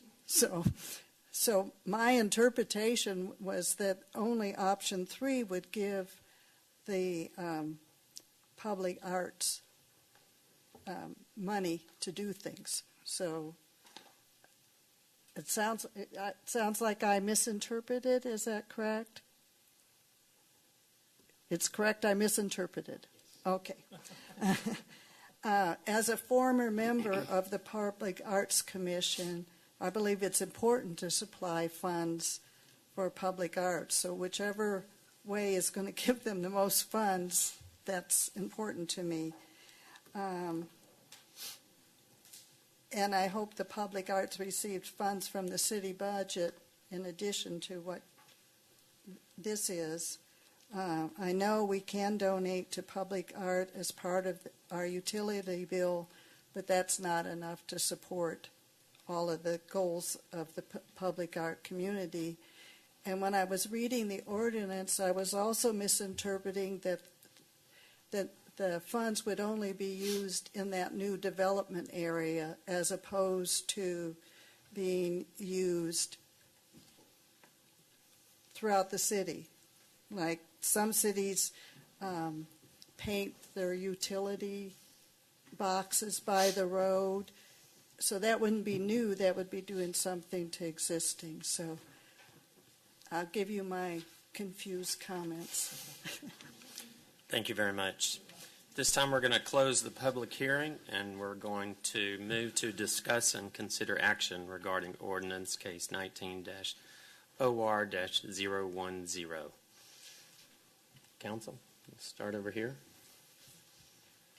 Yeah, I'm kind of confused too, so I'm interested to hear some of the other questions that might. Yes, let me bring explain. more So, clarity. option 1 is basically increasing the parkland dedication from $1,050 to $1,250. That $200 extra would go into the public art fund per development unit. Okay, and I provided some examples there for you. So there is an increase of that parkland dedication, which is a fee in lieu. Am I muddying the waters? I'm trying not to. It is sort of difficult to weed through, and I apologize, but just the way it is. So you're adding $200 that will go directly to a public art fund. Option 2 is keeping it at the same level now, but out of that, up to, and I put in here 15%, would be used of that $1,050 to go into a public art fund. So there's not an increase, but it's using, instead of the entire $1,050 going directly for parkland dedication to put in playgrounds or in revamp, other amenities, put in trails, those type of things. Only 85% would go for that. 15% would go for public art. And technically, they work out pretty similar when you looked at the examples. Option 3 is totally different. That's the recreation improvement fees that the developer sets aside. They set it aside for escrow with us, with escrow or a letter of credit from a accredited lending institution. So if that's $30,000 as a minimum they put in for recreation improvements for their development, you're looking at an additional $100 that will still be the same thing. $400 will go for recreation improvements, but $100 will be dedicated for public art within that development. So that's why I said there's two. The first two options are more public in general. They can be used within the community themselves, but the last one is only within that development. Okay. That's very clear. Okay, That's great. huge. Thank you. Okay. Anyone else have anything? No, that was the question I had, so I'm glad you answered it. Thank you. You wanted me first? Okay. I had several questions. So, first of all, we're talking about all of the money collected going to Leander Public Arts Commission, right? Going into the public art fund and how that, Mr. Powers may be able to share a little bit more exactly, but yes, the public art fund. Because when this was up here last time, it was tied to some kind of Old Town revitalization as well. So we're yes, talking this is about public art specifically fund. That's okay. correct. Thank you. For option number 1, the fee in lieu is going to raise it from $1,050 per dwelling unit to $1,250 per dwelling unit. How much is that fee in lieu compared to our our sister cities around us? We are 1,050 is probably at about 60%. We're pretty much in the middle, maybe a little bit higher than some of the other communities in our region. Who's higher than us, or do you know any of the numbers around Round us? Rock's, I think, is a little bit higher. I have those figures, I just don't have them with me. So I'd be glad to ship those to you. I think that would be really helpful Yeah. in making the determination, because I looked up Cedar Parks and they were like 700. Yeah. And then on option 3. And Georgetown just recently revised theirs, and I think they're a little bit higher than us. So. Okay. See, and that's why Early this summer. It'd be great to know. And so on top of that, you're saying they also pay a park development fee? They do. Okay. So That's actually within their own development. Yes, ma'am. So currently, altogether, it's not $1,050 per dwelling unit. When it's combined, it's $1,450. That's correct. Okay. Mm-hmm. So for option 1, developers decide to either pay the fee or to make a parkland dedication. Right?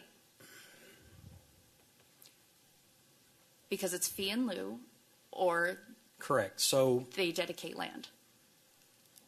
And I'm trying to Sorry. help walk through this and answer it the best way possible. Many of our developments meet their parkland dedication requirements. Okay, so there is not too many who provide a true fee in lieu. So I was working with one today, development. It's smaller. It's only about 80 80 units, and their fee in lieu is about $40,000. Okay. Okay. They are required to set aside 2.5 acres of parkland within that development. They're only going to be able to do about an acre to an acre and a half. So that creates a fee in lieu. And their That's land is how many acres? Oh, it's small. It was like 10, 12 acres, something along those lines. So we're not talking about a big builder. We're talking about a This small. is smaller. Mhm. Okay. Yes, ma'am. Do those tend to be local builders? Oh, I don't. You know. I Okay. don't know. So the note on here was that most developers meet and/or exceed parkland dedication requirements. Right. So for most of the builders that we have around here, it could be expected that they would just give more parkland. Especially the larger builders, the larger developments. Yes, they tend to meet and exceed the number of parkland acres required. Okay.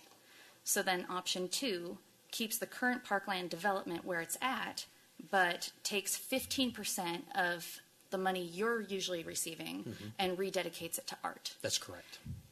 Do we have any sort of numbers on how that affects your budget? Have we done an analysis? How would it doesn't, because the parkland dedication funds go into a separate account, so to speak, or separate line item. Right. And those are used at, our discretion, and then we bring that to council for things like the fitness court or refurbishing the Bledsoe pool, those type of things. So. But doesn't that mean that we're taking 15% off the top? Absolutely. So has there been any sort of analysis on what that does to you? I don't think we've done an analysis on how deep that would go. Okay. But yes, that's why. But it's an opportunity for us to discuss that. Okay. That's what I we're see here Mr. for. Powers getting up. Yeah, come on. Absolutely. Sorry, getting in your steps. You got the power. Just a clarification, is the 15% on the parkland and fee, is the 15% on the fee in lieu of or on the recreation? Fee in lieu of, not the recreation. Okay. So that might be a little more, that's a little easier to estimate. Okay. But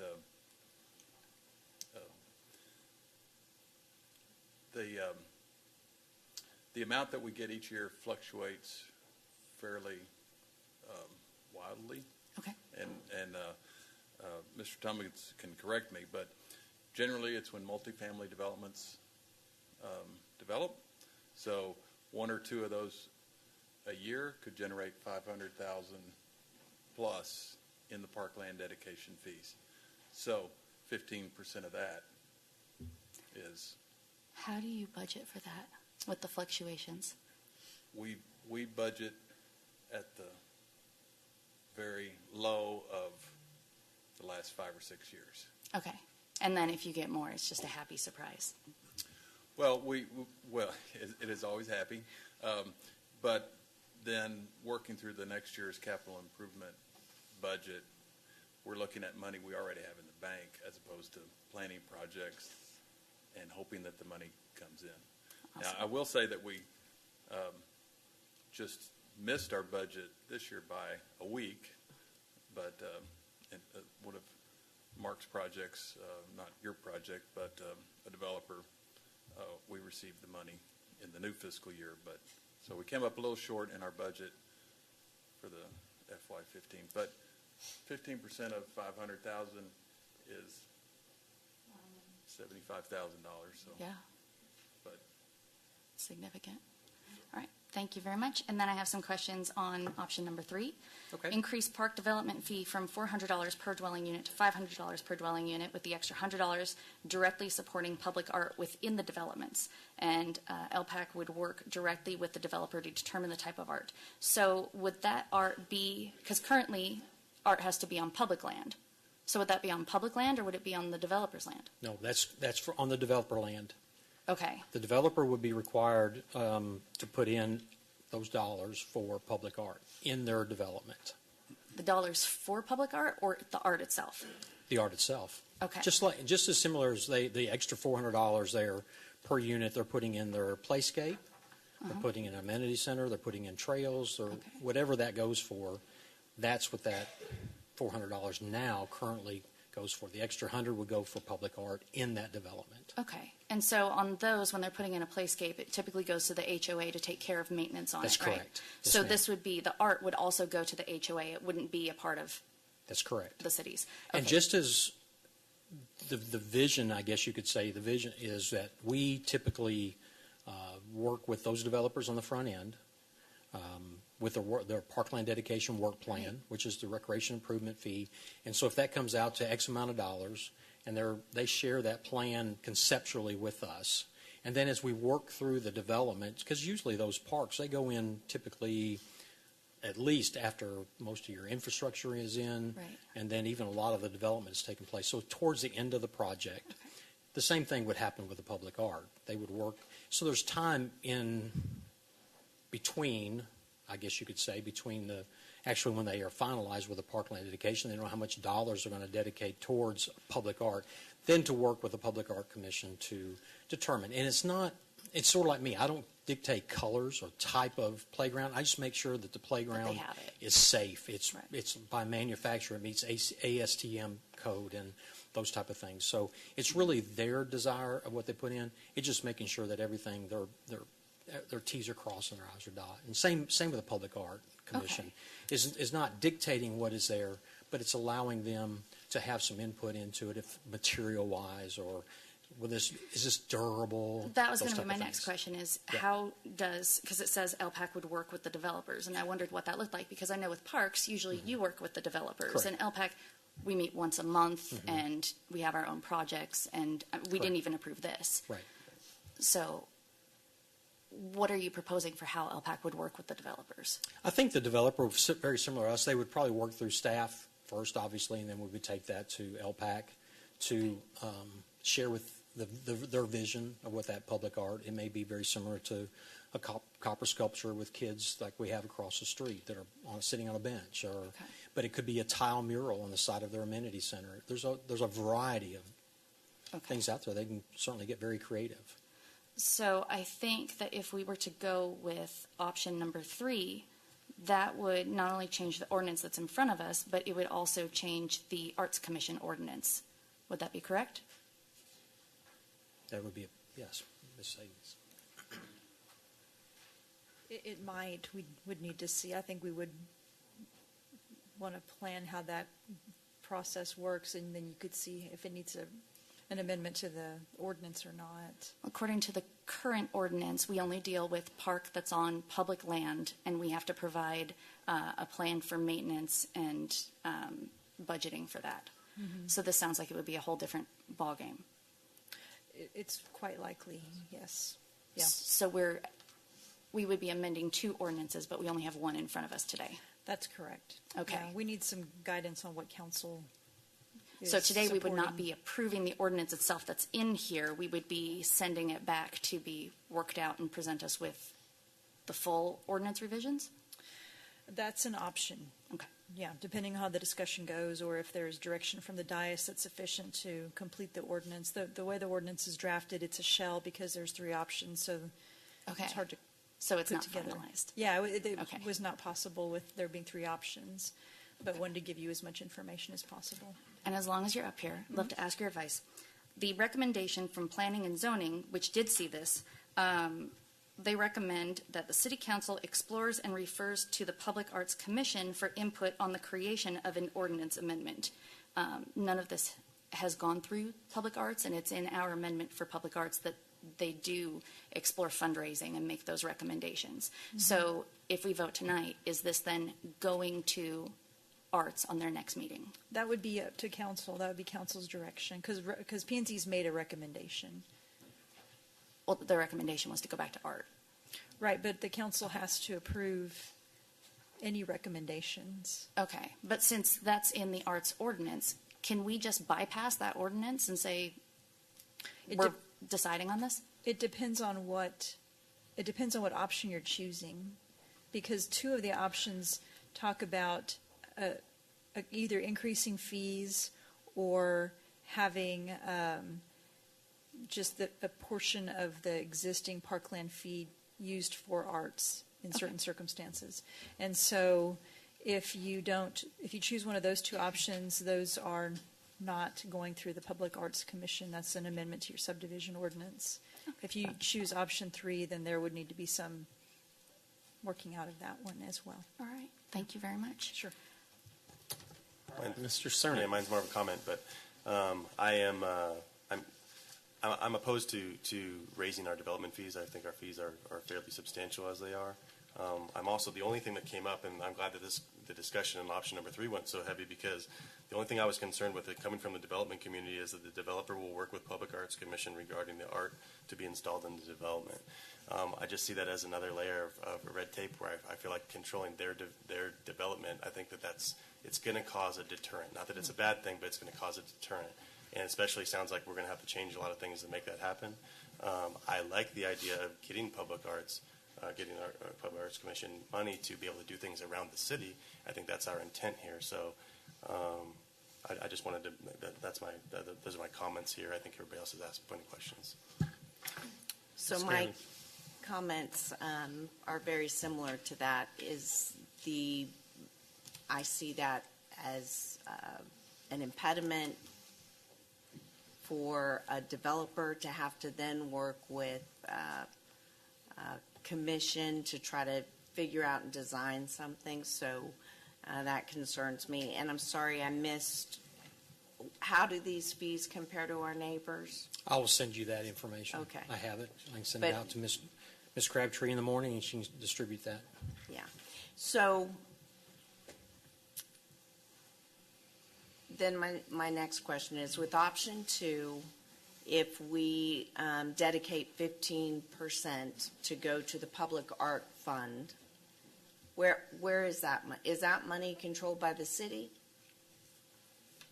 Public Art Fund? Yes. Okay. Absolutely. And so, just so I understand, that money would be in there. The Public Arts Commission would then come up with some great ideas of how to spend that money, and then what, it comes before council for votes? That's correct. Okay. Okay, I just didn't know if the Public Arts Committee had the checkbook and could just write checks. Oh, no. Okay. Not at all. That's what I thought. I just wanted to make sure. Yep. So, Mr. Tummins, and maybe you might be needed on this question, Mr. Powers. You talked about the projections and the funds that developers are, excuse me, I'm sorry, audience, if we could silence a little bit. How did you project that? Because like 3-4 years ago, it was 0 in the fund, correct? And then as we started getting certain types of developments, that fee, people would write a check because obviously, for whatever reason, in lieu of dedication. And so that number steadily went up, I noticed, over the years. How do you budget for that? Because that's going to depend on the number of something that is out of our control. So how do you attach a number to that? We roughly estimate 1 multifamily per year, which brings in close to, plus some other minor, brings up close to $300,000. Now, some years we've brought in over $700,000, but by lowballing the budget, we're budgeting money that's already in the bank as opposed to projecting income and making plans off of projections. So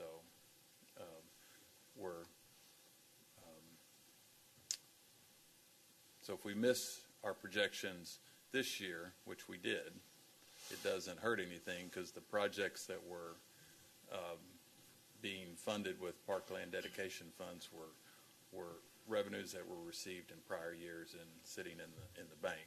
Now, obviously when you miss the budget, it affects your balance for next year when you start looking at which projects you can afford. But I did look before tonight's meeting of the last 5 or 6 years, And 2 of the years, we were in the high 200s, low 300s. But 2 years we were in the 500s, and then 1 year we had like 750,000. So we budget at the and project at the very low end. If that answers the question. It does. Thank you. It is very hard to project. Mr. Tummins, I've got a couple of other questions. So when we brought this whole mechanism up, we did say that Old Town renovation was a major consideration of this, in addition to public arts. Correct. Why did that change? And that may be a legal question that I want to refer to, just to make sure. Yeah, and there's kind of two parts to this. There's the parkland side of things, but then there's also, we have discussed and have some ideas to present for council's consideration on Old Town. So it was kind of a two-part. This was ready first, and there was already a public hearing that was going forward. So with respect to the parkland issue, just by the nature of parkland and the way we have to handle parkland fees, that's why this is coming to you as a proposal that is not specific to the Old Town, but this is just part of that bigger picture. What's here in front of you is a proposal for addressing funding through parkland improvement fees that could be used to install art, public art in the city's parkland and recreational and open spaces, using that funding for that purpose. And so it doesn't get specific as to the location, but it's specific as to the type of land it can be used on.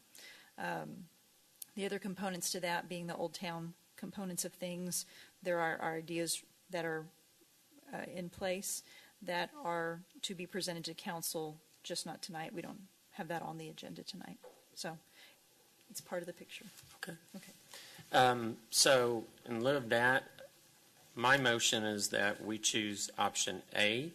I would like to strike the Option A or 1, 2, or 3? option 1. I'm sorry.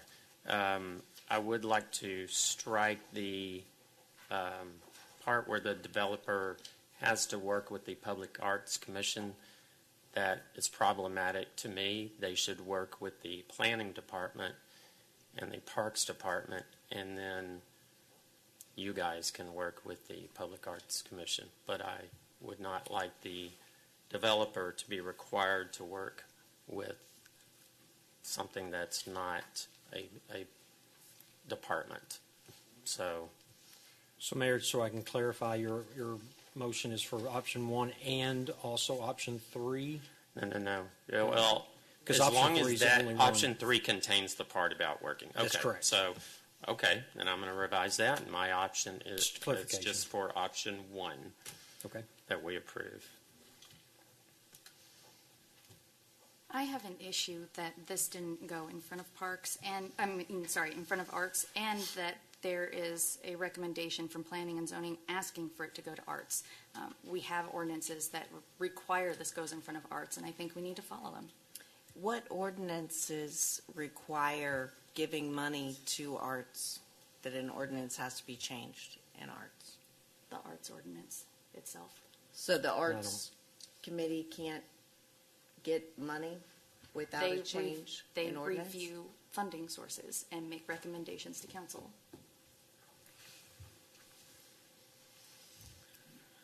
So we have a motion. Do we have a second? I'd just like to say that I think we need to be aware also that that any fees that we increase here will also be passed on to the consumer, because it's just added onto the price of the home or the dwelling unit or whatever's being done here. I have no problem, actually. I like that some of this is going to go to the Arts Commission, but I would like option 2, where just a portion of it goes to the arts, and it stays the same at this point. Maybe in the future we can increase it, but I'm not at that point where I feel like we need to be increasing this fee. So I would just say to that, you know, what we're looking at is most of this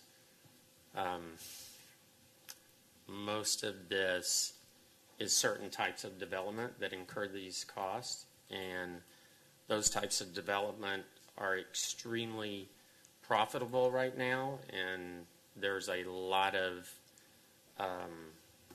momentum about adding more of that type of development.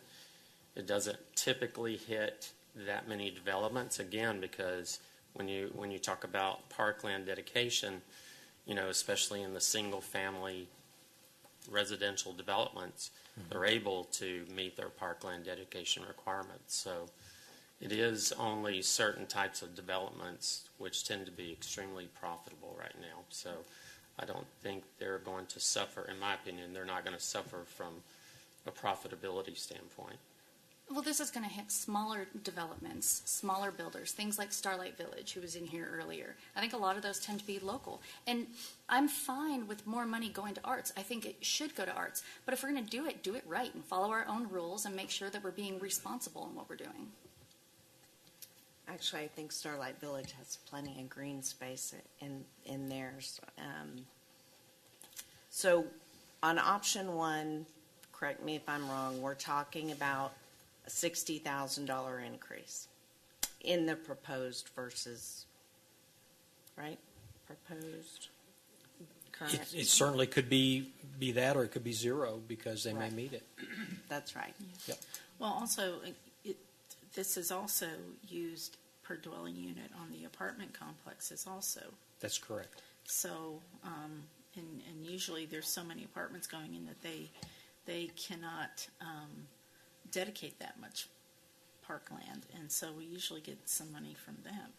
And for a dwelling unit on an apartment complex, $200 extra is, you know, quite a bit. But I don't know. I'm just not comfortable with going up on the fee at this point.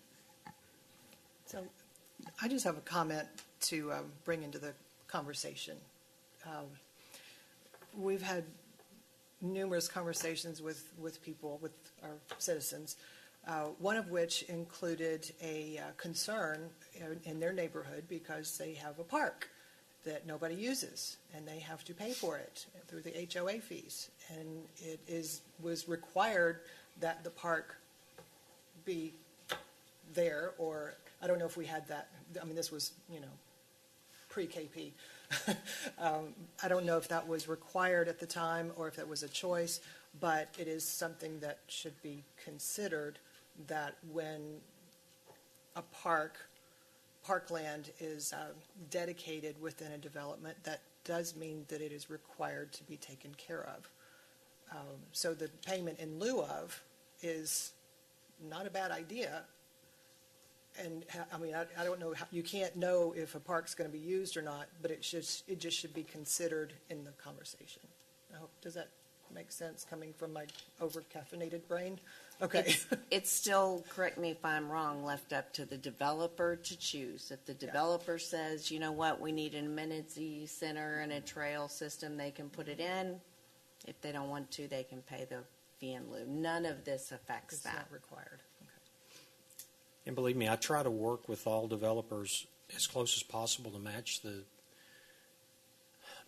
citizens that are going to be living in their development and the type of parks and type of amenities. So it's a give and take, hand in hand. So I think we do a good job. Mm-hmm.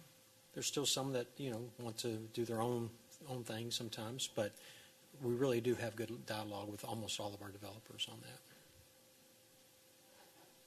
So we have a motion on the floor. If there's not a second for option one, then it's going to die, and we can move on to something else.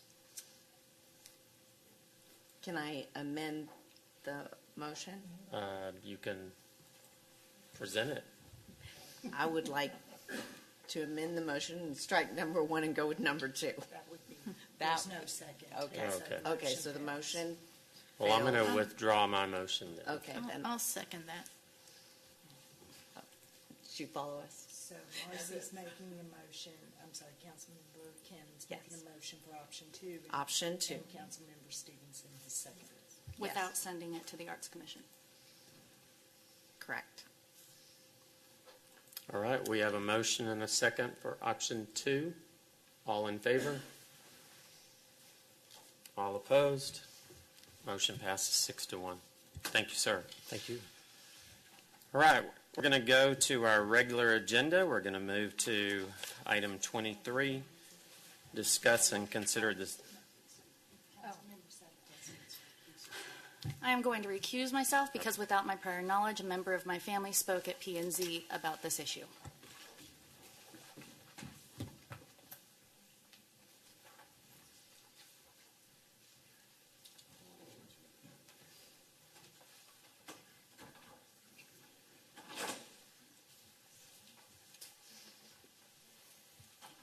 I'm going to recuse myself.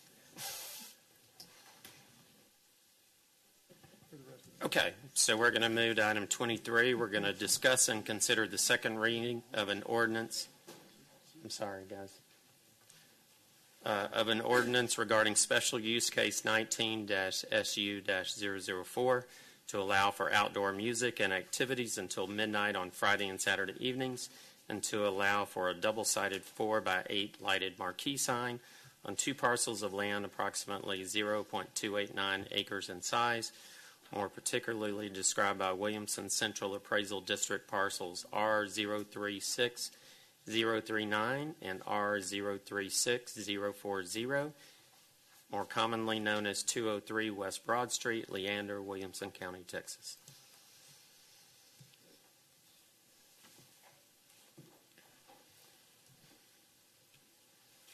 This is a second reading, so I'm available if you have any questions. All right, we do have someone signed up to speak. If he's still here, Gus Gordon. I think he might have left. Okay.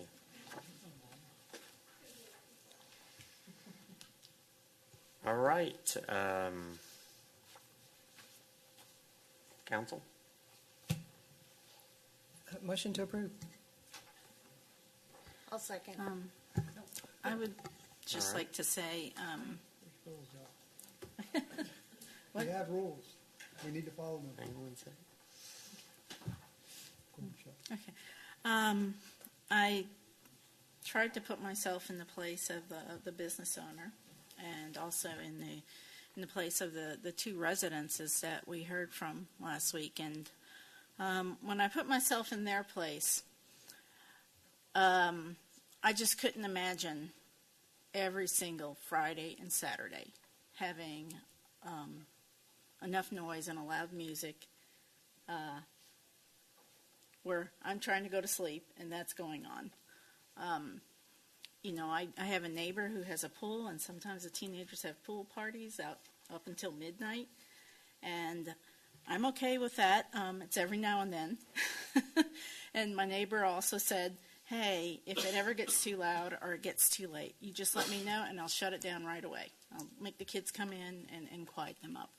And my neighbor was very cooperative, and I've never called him because I thought, well, it's just every once in a while that this happens, and let the kids have some fun. But I can't imagine this happening every single weekend, every single Friday and Saturday night. I can't go for this because I can't vote for it because of that. I sympathize too much with the residences. This is an area where we have, it's a mixture right now, and we still have families there that have their homes, and they've had their homes for decades. And I think we need to respect that. A lot of the zoning is in place the way it is to protect the uses from butting up against each other and disturbing each other. And mainly, it's the residences from a lot of the commercial establishments that can cause disruption of peace for their family. And I just can't do that here. I can't vote for it, and I can't back it. And that's all I have to say.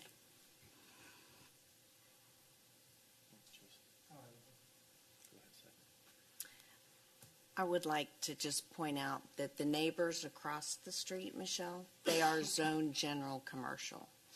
And the plan for Old Town has been for years that it's going through the gentrification process into a commercial center. So if those residents across the street didn't want their property as general commercial, they should have stayed with single family. So I just wanted to address that. It is zone general commercial across the street. And because of that, and because of the future land use map and the comprehensive plan and everything that we've been talking about pouring into Old Town for small businesses, I support this reasonable hour structure on Friday and Saturday. All right, I'll second.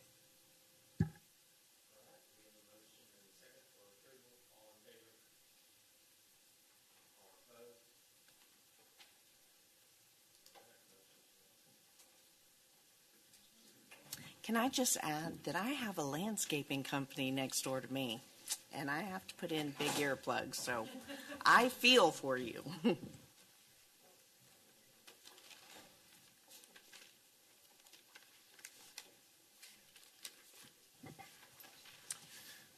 All right, at this time we're going to go to 24. We're going to discuss and consider action on an ordinance.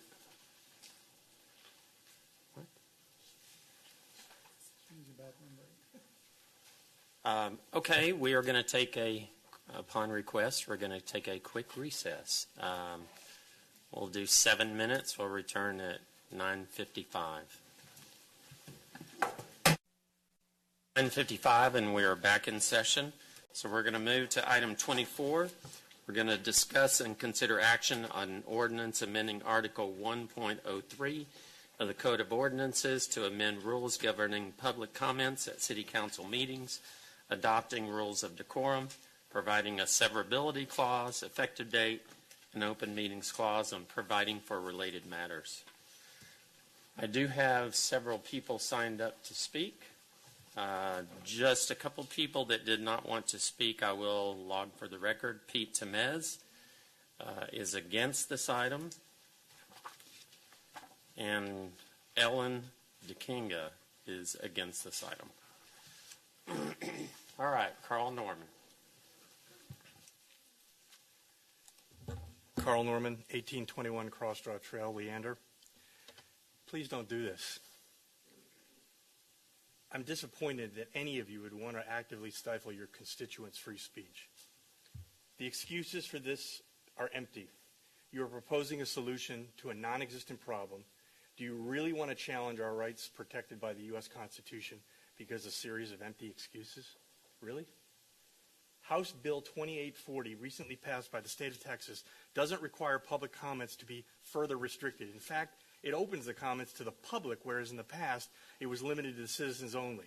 Provisions were also included for the use of a translator, so more people could speak. I believe Mayor Hill is cherry-picking the provisions of this legislation. It certainly does provide for public comments on agenda items, but nowhere does it restrict public comments on other matters. In fact, it is specific about the possibility of other topics.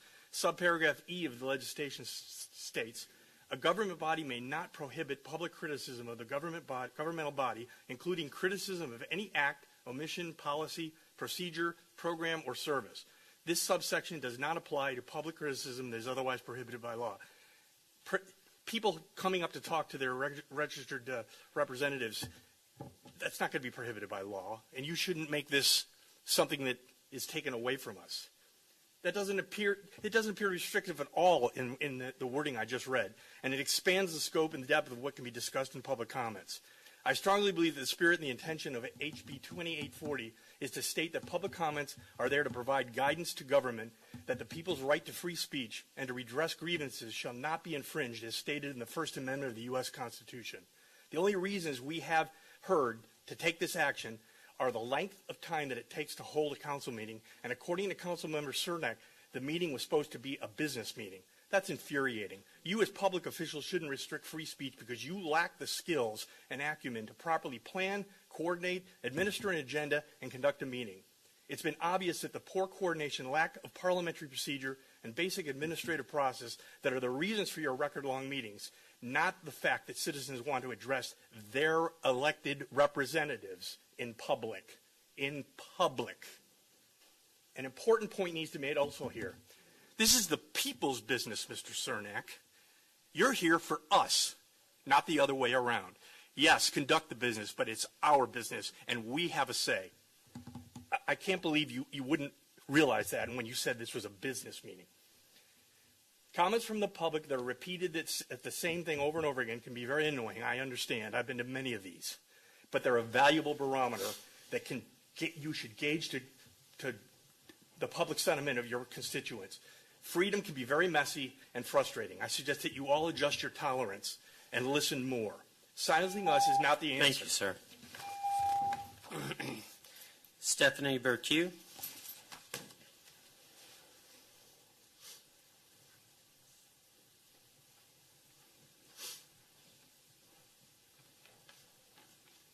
I'm Stephanie Berque. I live on Champions Corner in Leander. Thank you for allowing me the opportunity to speak today. If you hadn't already seen it, I did email you earlier today with some more specifics and concerns I had about the ordinances. My trust in our local city government has been shattered by decisions and actions of our city since May. I want to rebuild that trust between myself and my city government. In order to start the healing process, the citizens of Leander need validation. That does not mean that you have to agree with what we believe. It means that we need to feel heard and we need to feel understood. Choosing to limit public comments during city council meetings will not begin to heal the trust between the citizens and the city council. In fact, it will make the wound fester. Allowing public comments at the beginning of the meetings and you begin to cauterize the wound and help it heal. It means the opportunity to hear and learn about our city's history from our older residents. It means we get to celebrate the accomplishments of our youth. Keeping citizen comments will build trust. Building trust will lead to more positive and fruitful interactions between the citizens and the council. As trust improves, the focus and orderliness of your meetings will return. Without trust, chaos is going to expand and it's going to take up more of your time and energy. Please vote to continue to listen to the youth and celebrate their successes. Please vote to listen to our elders and learn about the rich history of our city. Vote to allow your citizens to be validated and heard in meetings by a full council. Vote to heal the wound our city is currently experiencing.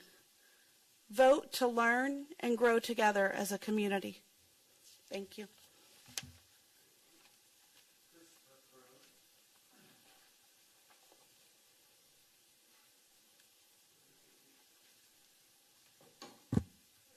I am Christopher Crow. I live in Cedar Park, but I'm speaking on behalf of Ryan Rail, who lives on Hoodow Lane.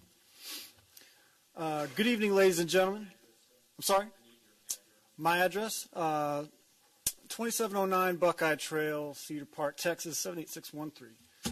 Good evening, ladies and gentlemen, members of the board and residents of Leander here in attendance. My name is Ryan. I've been a resident of Leander for 5 years now and have seen this quiet little suburb expand and grow in a short amount of time. With growth comes diversity and change, and that's one of the reasons why I left my smaller hometown in North Carolina.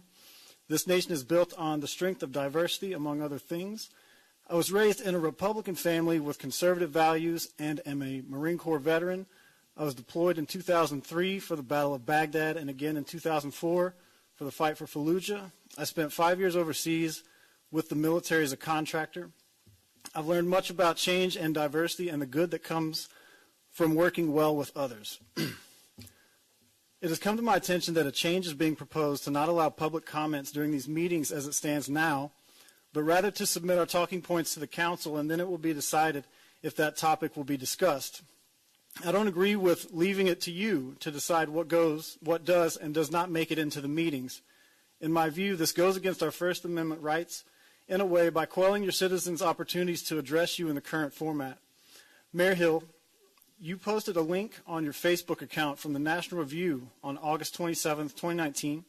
I have read this article, but it seems to contradict the proposed change. From the article, quote, "In Madison's view, a free republic depends ultimately upon public opinion. A constitution could divide power this way and that, but in the end it is the people, and only the people, who rule. And for the people to rule wisely, they have to be able to communicate with one another freely without fear of reprisal. I appreciate the opportunity to speak to you in this forum and recommend that the rules not be changed and that you continue to allow your constituents to speak about topics that concern them, regardless of how the council feels about the topic. This building belongs to the citizens and taxpayers of Leander, and you work for us. Thank you."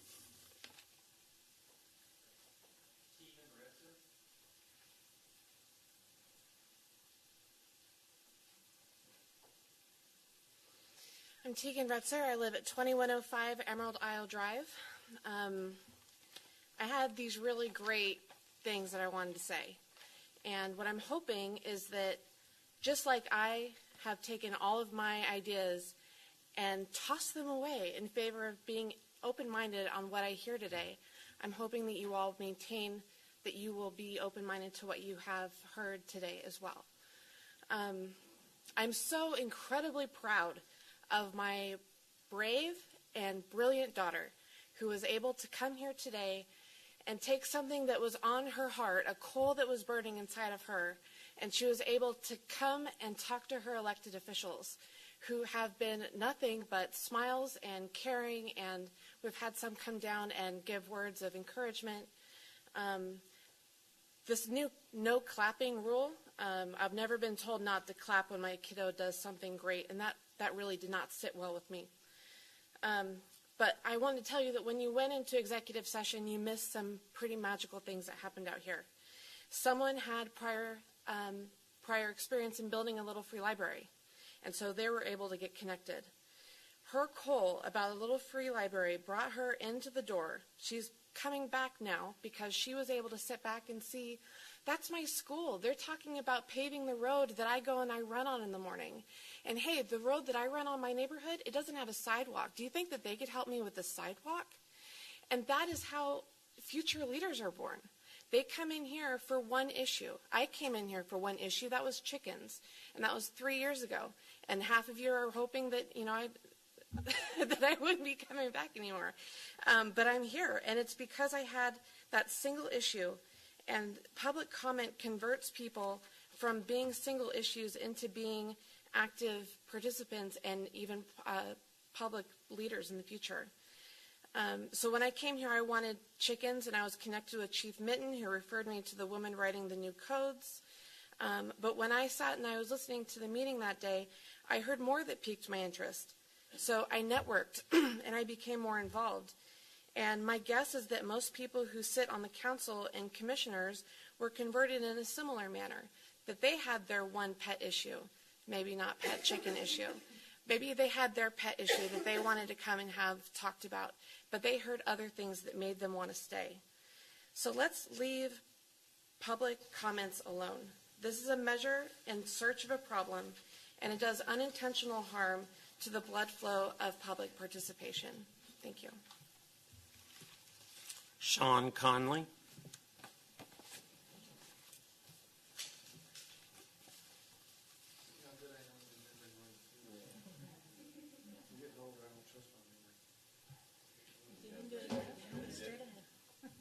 Thank y'all. Very nice. Thank you. Good evening, Mayor. Good evening, Council. There's been some very eloquent remarks made on the subject. At the heart of this, I'm really not puzzled at what problem it is you're trying to solve. And I hope that you guys can ask yourselves that and search within your hearts and your souls and figure out what it is. Ms. Thompson is a treasure. Every council meeting that I've bothered to come and speak to y'all at, she's been here. And I've loved hearing what she has to say about the history of this community. It'd be a travesty to lose that. Is that really helping the community to lose her knowledge and her history and her information? The Girl Scouts that come and talk, Eileen that spoke earlier, just the ideas that are generated and come. I'd hate to see that go away. So I'm not saying that there's not some things that could be changed. You know, personally, I don't care whether a sign's up here on the front row or not. It doesn't matter to me. You can put it in the back. That's fine. I get that. I get that with other people that might not want it in their way. I get that, and that's fine. But let's not limit people's input. Government entities such as our state legislature, city councils, you are businesses for us, the citizens. You provide for an infrastructure, for sewage, for water, for roads, for public arts, police, fire, all the amenities that we need. And so as a business, should you not be able to get clear guidance and input from your customers? Some of us choose to do it through email. Some of us choose to do it through social media. Not always the preferred method. I agree. I'm guilty of that. And then some of us choose to come here and do it in person because of the idea of meeting face to face, to share our pains, to share our concerns, to share our hopes with you who are in control of our destiny to a certain extent. Please don't throw that away. I'm concerned with the fact that you would be limiting time to speak when it's too crowded. Well, usually there's a crowd here because that issue is so important to some people that has brought out a whole community. I think we can all think of a few recently that's happened to. I can think of no other time that you really need to hear what people are thinking when you have a large crowd, because that means that there's really a big interest in that, and y'all should progress slowly and carefully when you're going down that to make those decisions. So search in your heart and figure out what is the problem you're trying to solve. Is it really a problem? Don't stifle the input. If you don't like what people are saying about it or saying about you, they're taking the advantage of that. Well, thank you, sir. Thank y'all. John Handy Bosman.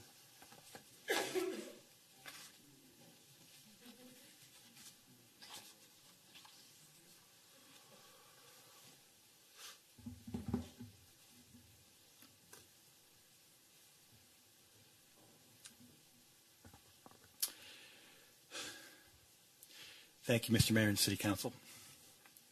I'm here to talk to you about the relationship of the individual to the government. And first, I'd like to start just by saying, giving you the biggest compliment I can ever give a person. You made me think. You really made me think because of your actions in contemplating taking away the right of an individual to decide what they will speak to their government about.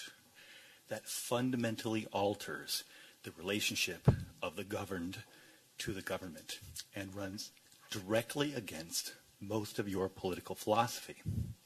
And so I would ask you to search your hearts as well and understand that there are rights that are inalienable, that predate any form of government and exist independent of any form of government.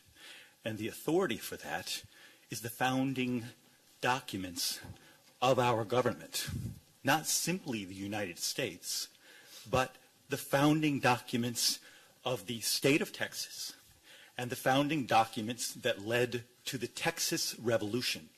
So if you were to take one action in the world that you could contemplate that would be the most anti-Texan thing to do, it would be to pass the provision stopping individuals from remonstrating against their government. Now, remonstrating means complaining forcefully to a person or to the government. That's what that means. Now, what I'm going to tell you, because it's historical fact, is that the state of Texas exists because the leaders of the state of Texas said Texans have a right to remonstrate against their government. And the Mexican government didn't respect that.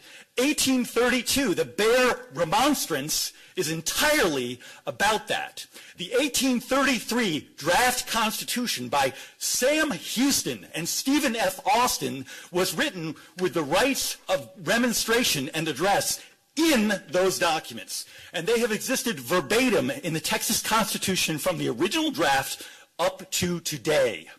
Those rights are over and above the free speech rights of the United States Constitution. Stephen F. Austin went to prison in Mexico City for months because he insisted on his right to remonstrate against the government. And you want to say we can't do that? I'm telling you, as a Texan, I have that inalienable right, and you can't stop me. I'll do it in here or I'll do it outside, but it's better that I do it here because at least you can confront me, ask questions, and convince me that I'm wrong. Now, this is something that you may not have realized, but what you've done is basically opened up a Pandora's box, and you've made it so you've tried to restrain my speech, restrain the speech of all your fellow citizens, and you're not going to be able to do that. That's not what the law says. Thank you, sir. The document's right in front of you. I'm sorry, sir. Thank you. Joel Burkew.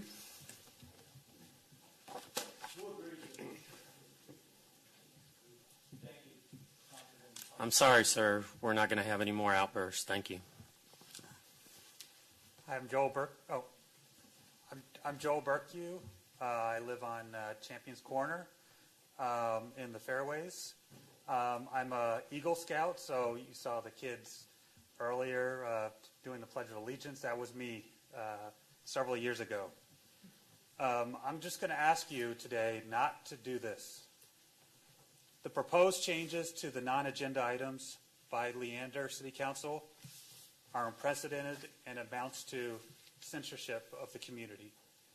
Now, I have to say, I haven't ever gotten up to the council, but for me, this is an important enough issue for me to actually speak to you guys today.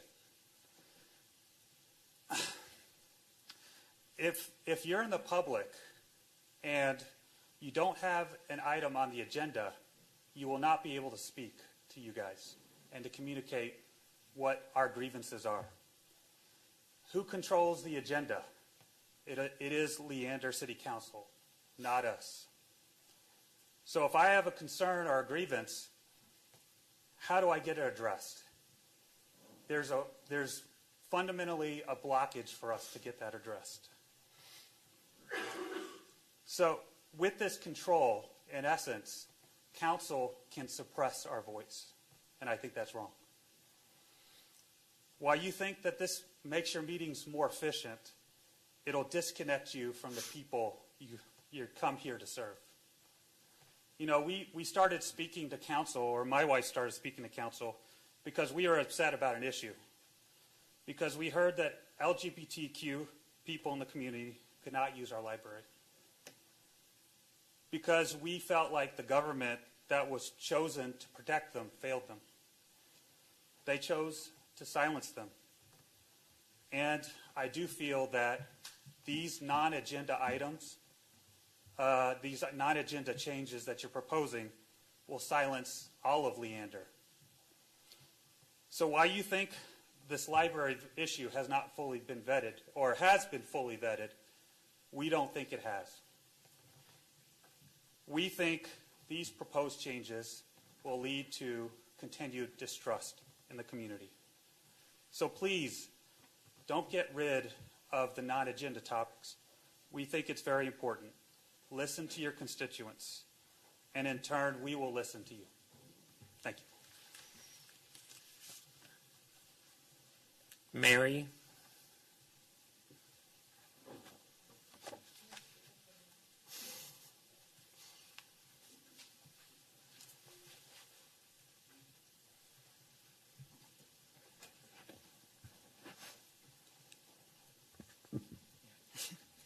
My name is Mary Hingstebeck. I live at 1609 Lions Den. I believe the best way to receive public concerns that are not agenda items is to continue a public comment period in the agenda. I have talked to people and heard different proposals, and I'm going to address some of my concerns about those. If you choose to limit the total time allowed for open public comment, you should have a process to put the people who could not speak during the designated time at the beginning of the public comment period for the next council meeting. It would be helpful to have the comment card request a title for these comments. That way you could publish the titles in the open public comment part of the agenda of the next meeting. If you choose to have people request to have their topic added to the agenda by talking to a council member, the process should be clarified. Currently, the mayor has to approve all of the agenda items. Theoretically, the council members might refuse to suggest the item for inclusion, or the mayor could remove it from the agenda. Once again, I think it's best to keep the public comment period. But thank you for all of what you do. I know you're working hard to get this resolved. Jessica Cooper.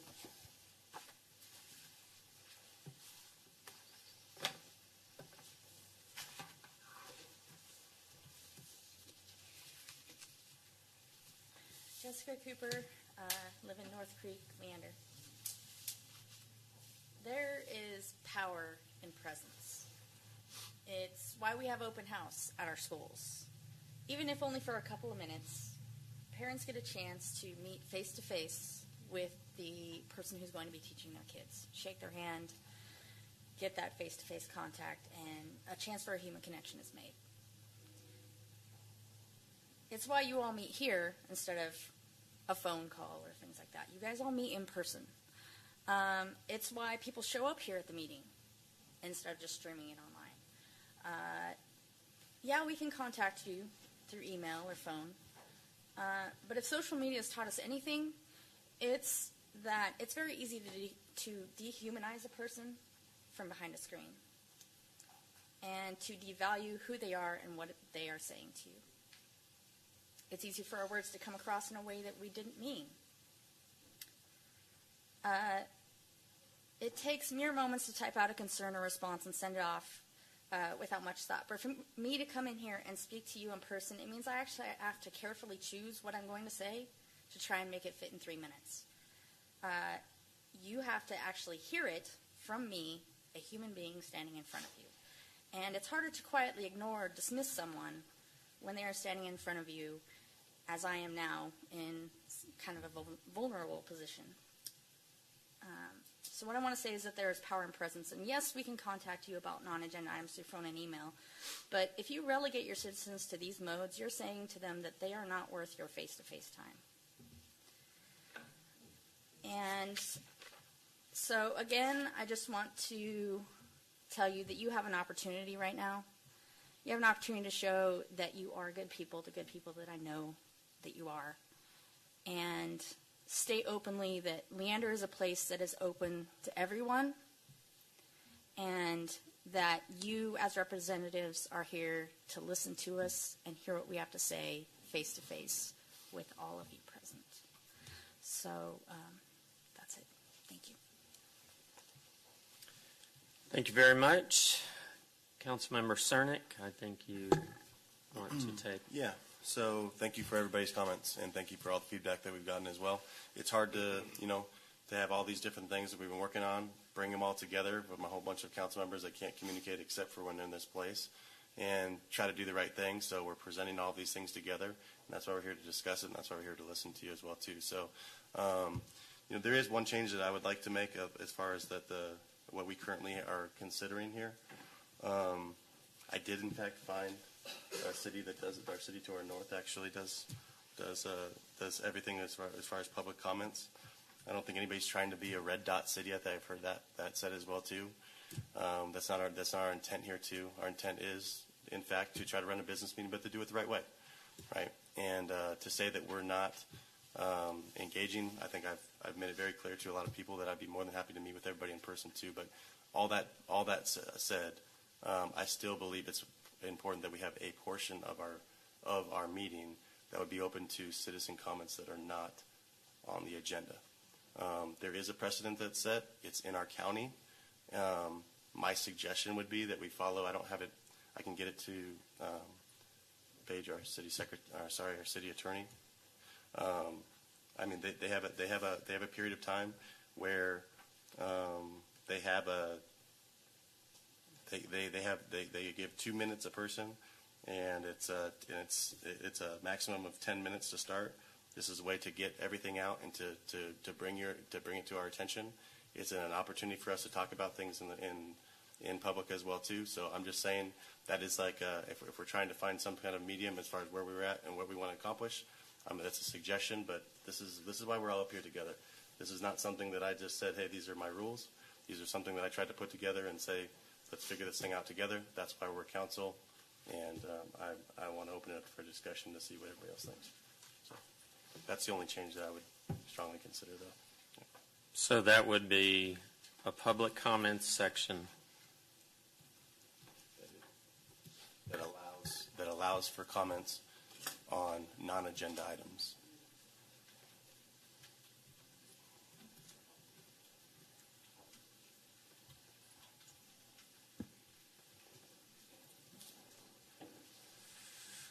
Okay. And the Williamson County has a total. Are you suggesting a total time allowed? All I'm doing is some suggestions, something that our county commissioners already do. So I'm here, if we want to set precedents and say we don't want to be the red dot, then here's something that we're already doing within our county. That's a suggestion that I have. My job was to make suggestions and bring things together, and our job is to make decisions together and try to do the right thing here. So we are 7 people making a decision for people that elected us here, and so that is my suggestion. As far as where we're at, I've done research. We've had people that put the public comments at the end of their agenda. We have people that actually don't have them.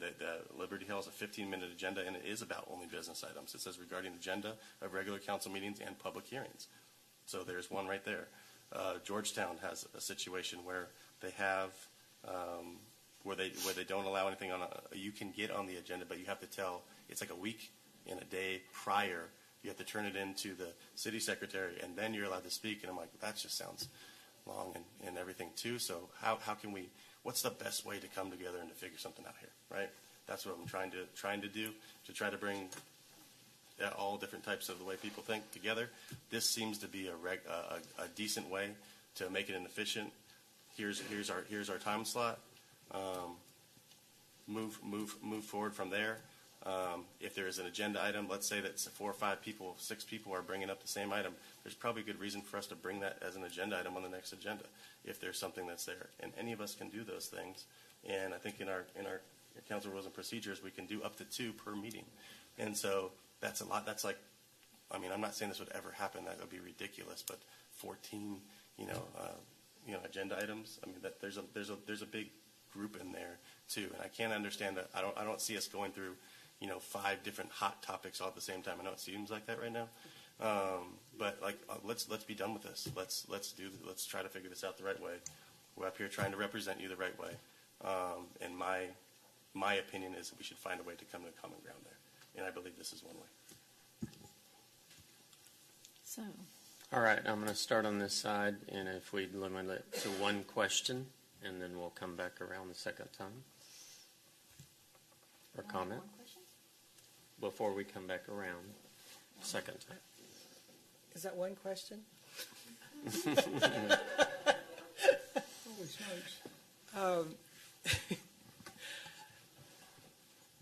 So I would imagine that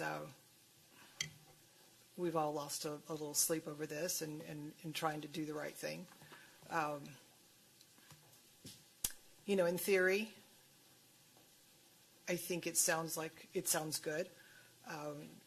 It is a business meeting, yes. You're stockholders in this business. You elected us to be your board members and your stockholders.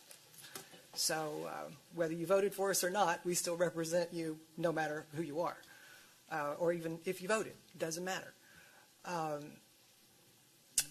I recall a network luncheon I went to maybe last year where we pull a question out of the hat and answer the question. It's kind of silly, but it's fun. And my question was, if you could have any superpower, what would it be? And my answer was that I could just mute anything that irritates me. And if I'm watching TV and the news comes on and people are yelling, I don't listen to it, and I would just mentally mute it.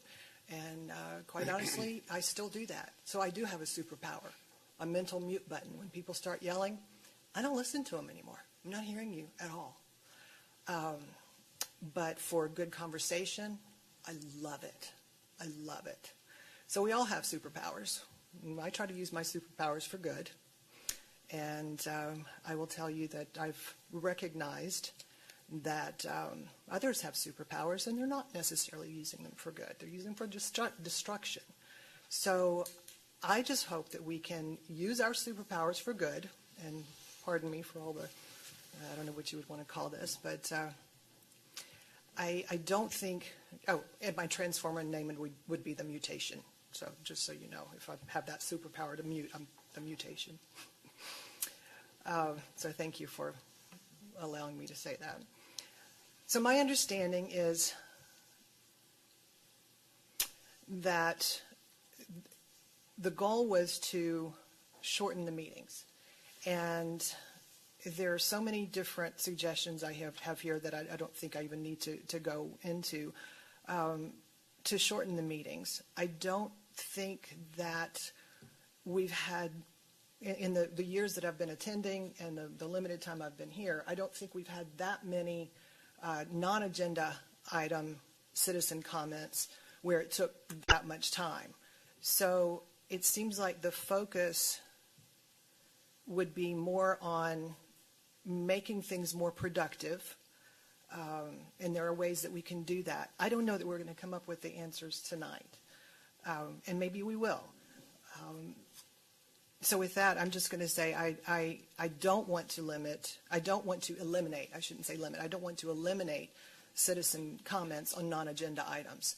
We have had some good ideas. A lot of the things that we get are from here. I've had people mention things, and it ends up that we don't even have to put it on the agenda. There's already something in place that they just didn't know about it, and just a little research says, oh, guess what? We can already do that. So I'm not going to take up the time and go over all these. I'm sure everybody has something good to say, so I'm just going to leave it at that, that I think we can come up with some ways to make the meetings more efficient and shorter, but not eliminate citizen comments on non-agenda items. So that's all. Thank you, Catherine.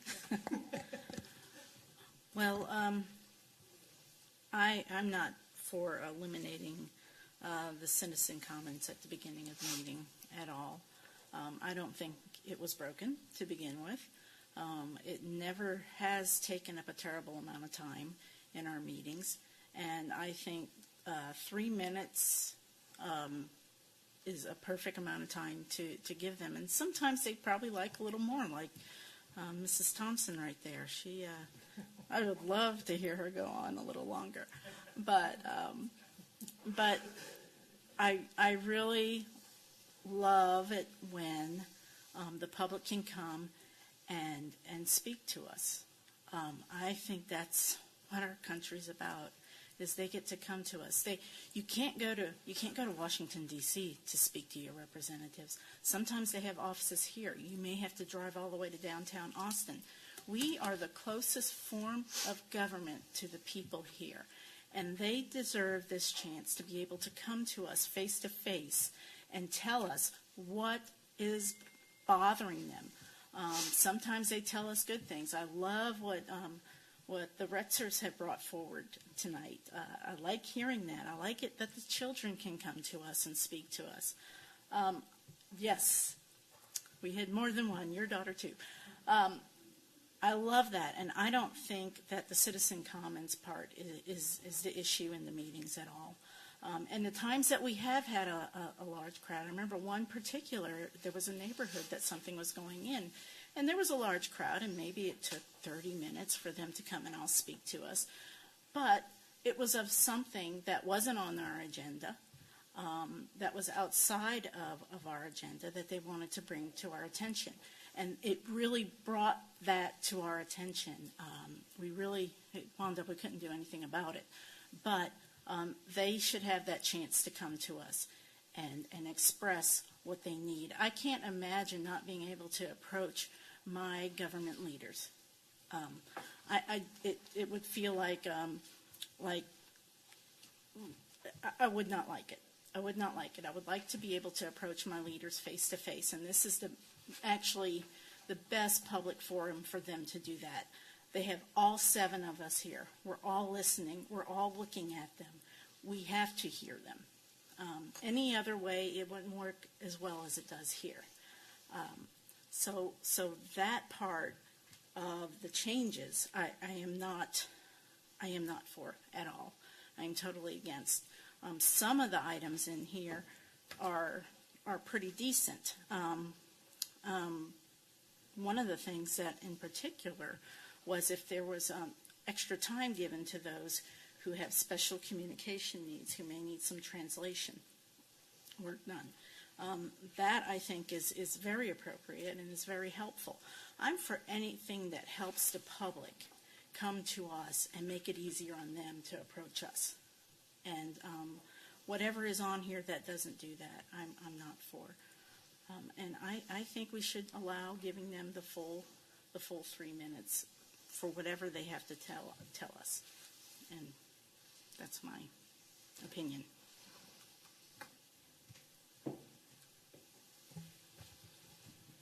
Join the council, they said. It'll be fun, they said. Let's be honest with each other. This started way before this council. 10 months ago, I sat in my house. I had no clue none of this was going on. None of it. And there's a little piece of me, I'm going to be honest with you, I wish I was still there. Tongue to cheek. There's disingenuous, dishonest people all the way around. I remember a time when telling a lie used to be a character flaw. Now it's par for the course. Until everybody grows up and starts having honest conversations, this is insane all the way around. I remember sitting back in that back corner thinking, my goodness, I felt sorry and embarrassed for the previous council. Even when they agreed on something, they fought. I'm going to tell you what I've done. And I'll let y'all keep having these go-around circle fights that y'all will never solve. Because you can't forgive each other. You can't get past previous hurts. So you attack each other. You go on Facebook and you attack each other.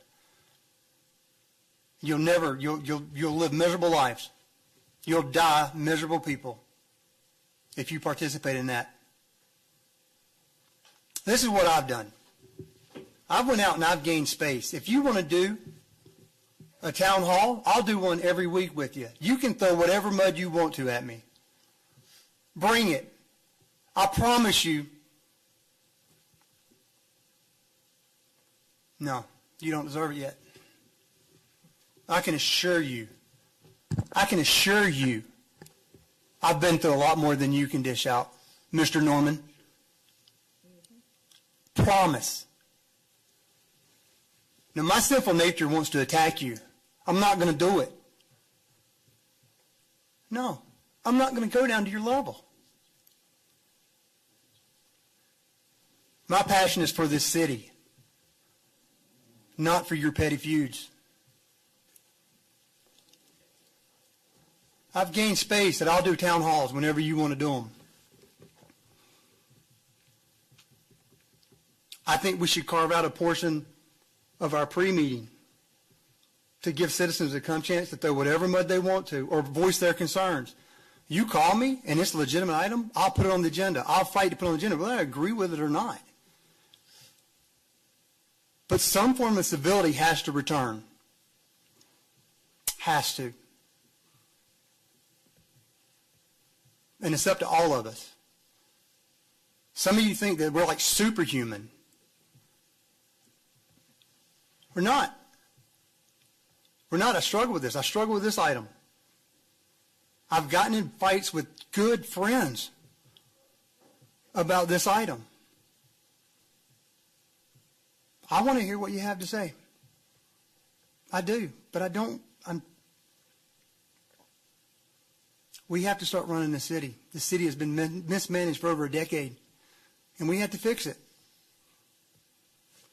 And I apologize. I apologize for losing my cool. I got a whole bunch of questions, so I would rather wait for time for that. No one question policy? Thank you. Okay. So, starting with the public comments, the options are to fill in a card or to sign in with whether you support or oppose something. Are we going to, I don't even know who to direct this question to, are we going to post some kind of sign, ironically, that tells people the procedure? Are we going to have a notification about that on our website? How are people going to know what their options are and the window that they have to do these, since we're not taking cards during the meeting anymore? Anybody? Nobody said we weren't taking them It's in the ordinance. before. You have to submit them before. I understand that. But we used to take them during the meeting, and we used to have, when people were done speaking, the mayor would ask, does anybody else have a comment? And that's not being done anymore. So what I'm wondering is, how are we going to notify the public of what their options are? I don't know who is in charge of that. I mean, the staff, the council can direct how they want that to be done, but depending on what the staff, the council ultimately adopts, then the staff will work on appropriate notification so that that information will be available to the public. Okay, I think that's vital. As far as the details on it, that would be worked out with city manager. Okay, that would be great.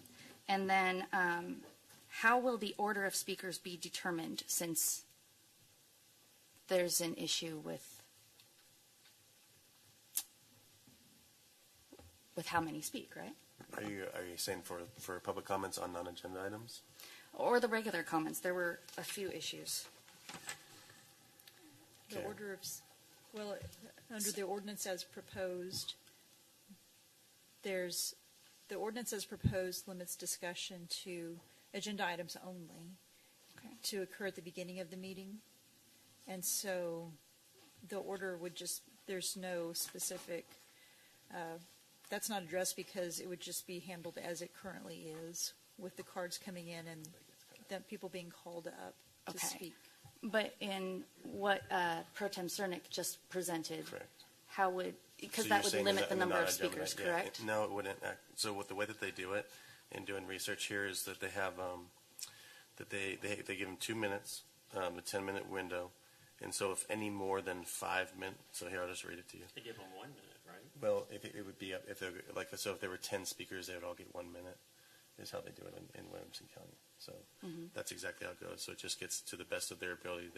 They basically allocate the time per speaker if it's over 5, because obviously 10 divided by 5 is 2 minutes. So tonight we had more than 10 at the beginning. So how, not everybody's going to get to speak. Well, it would just be shorter time. That's what it is. Well, if you can't give somebody 30 seconds.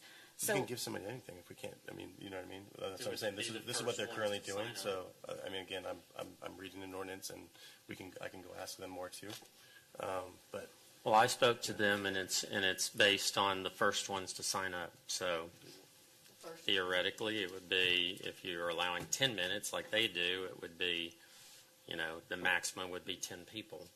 So our city secretary is also keeping track of the cards in order that they're signed up. Correct. Okay. If a card is not accepted, is that person notified? You mean if they're the 11th? Well, if they're the 11th, or if there's what somebody believes to be profanity on it. I think we all know what it looks like. Well, sometimes you can't make out a person's name. It's not beyond the pale to think that you misread something or you don't know if it's profanity. I think in this instance we knew. No, it's not. So I don't think that's an issue. Some cities allow people to submit their comment cards online. Will we be doing something similar? And if so, we will need some guidelines of when that window to submit opens and closes. I suppose we would include that in what we talked about a minute ago about, okay. P&Z also has an open comment period. Are we going to modify them as well? That's not part of this discussion. If council would like to do that, then council can take that up. Okay, so this today would only modify us, and Correct. P&Z would continue. Correct. Okay. Yeah, this has not been. How would we handle it when people want to present an item of public interest, like history, announcements, or the VFW? So currently, right now, it's my understanding that, like, let's say the historical, what's the name of the actual commission, the historical commission? I believe we were proposing that you would have 5 minutes to speak as part of our agenda, just like we would have somebody doing updates from other departments. So the VFW would not be able to come in anymore and tell us of events that they're having that we might be interested in. Didn't discuss it, so. What's the matter, Ms. Cannon? Excuse me, point of order, please. I'm sorry, I'm watching hand gestures behind your head. Point of order. Okay, so what you're proposing is that we carve out time for the Historical Commission, but not for items of public interest like the VFW. Hadn't been considered yet, but we should talk about that. Because I think it's important for people to come in and invite us to things. Sections B2 and B3, this is a question for you, Ms. Sines. They are almost the same. I'm assuming that you mean the order or the wording that's in B3, which is that everybody gets 2 minutes and not 2 minutes per person after you meet the threshold of 10.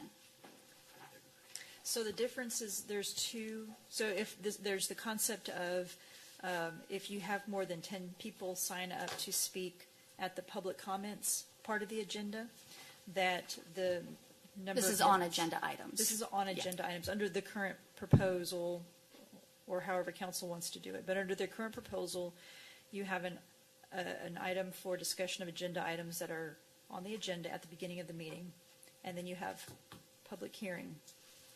And those are two separate items. So if you wish, if more than 10 people sign up to speak for the agenda item discussion at the beginning of the meeting, the number of minutes is reduced from 3 minutes to 2.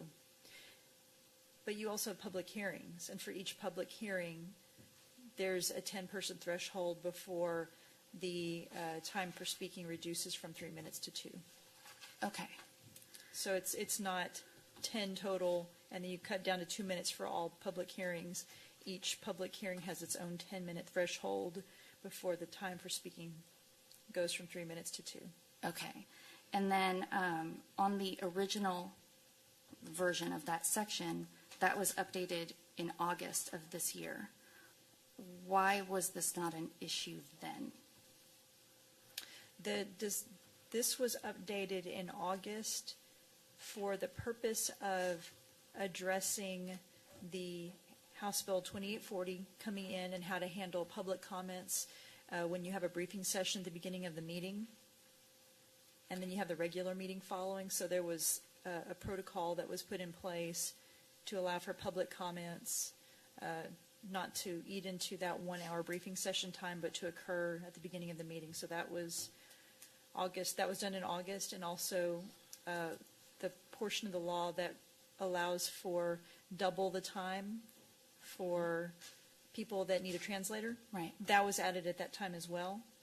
The other changes that are before you were discussed and worked out at the time that we worked on the council rules. These were worked on together as a package originally, but they got separated in the adoption process, and so the council rules got adopted first, and then this continued to be worked on and have suggestions made. Okay. So that's why this was not done in August, is because it originally came together with the council rules. I don't want to sound accusatory here, but why weren't we told that this was going to be a part of, when we went through the council rules of procedure, this was never brought up. I mean, the two of you were in charge of that, so why was it never brought up? You know, that was something that was, my understanding of that was that portion was pulled from the agenda. Yeah. So. Okay. On to the part about signs. What qualifies as a sign? Does a T-shirt qualify? No. Okay. So people could come in with whatever on their T-shirts and they can still sit in the front row? Yes. Okay. That's not regulated here. Okay. So if it's not spelled out specifically here, it's okay? Correct. Okay. And then the part about banner signs, it seems somewhat open. Why no banner signs, but you could have a large sign that you're holding in front of you standing in the back? Well, the purpose of the sign, so we're being content neutral on the signs. The concept of the signs are to regulate them and to be in a certain area of the council chambers and to stay within the seated area so that they're not disrupting your neighbors and they're not disrupting the person behind you, so that they can't be seen, so that other people in the audience are not able to view what's going on in the council chambers. Right. A banner sign by its own nature is going to be very large and disruptive. And who's going to enforce the signs? Are we going to be asking our law enforcement to have people removed? We would coordinate with the police department on how to enforce that appropriately. Okay. I think it's a good use of their resources. Well, if the council is going to adopt regulations, then there has to be thought put to enforcement. Okay. Thanks. That's all I got. Ms. Cannon. Oh, where to start? So I naively thought that citizen comments meant that they were for citizens. That citizen comments were for citizens of Leander, not neighboring cities to come and push a specific agenda. So that was part of why I was like, wait a minute. My other issue is the citizen comments. I don't have a problem with citizen comments if it has to do with an item that city council has control over. We didn't have any control over the programming of the library, and that was made very clear across every platform there was. And yet I was called a bigot, a fascist, all of these negative things about someone making assumptions about how I feel about LGBTQ, and no one ever even asked me. LGBTQ plus, sorry. So this city council, we had no control over the programming. So if it's not an item on the agenda, but it's something that city council has control over, then great, fine. I don't mind hearing it. The flip side of that is, some call out on Facebook to rally everyone together to come here for some social item that we have no control over, keeps our staff here again past midnight, and it keeps us from focusing on the business at hand. So there you go.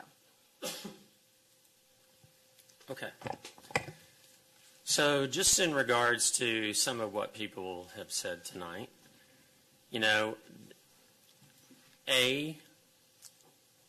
I've looked at a lot of other cities and what they're doing, and it's all over the map. I mean, if you don't think this is something that every city is dealing with, I'm sorry, you don't know what's going on in other cities. Every single one is.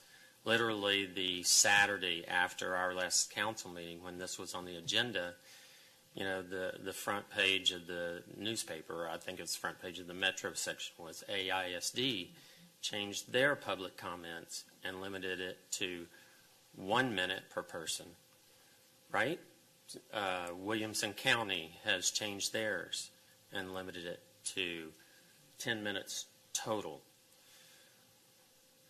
The city of Dallas gives latitude if a person signs up to speak for them to be out of order if they do not follow what they signed up for. What they signed up for must be something under the city purview. Otherwise, they can request that it be put on an agenda. And just so people understand, if a council member suggests something, one council person, our charter gives that person the right to put it on the agenda, to have it on the agenda. It is not within my purview to take that off, right? So council member wants something on the agenda, it gets on the agenda. Again, other cities, I mentioned the city of Kyle. The mayor, what it says is the mayor and the city manager had the ability to decide whether something is of city interest or something that they have control over, right? So I do think that other cities are addressing this.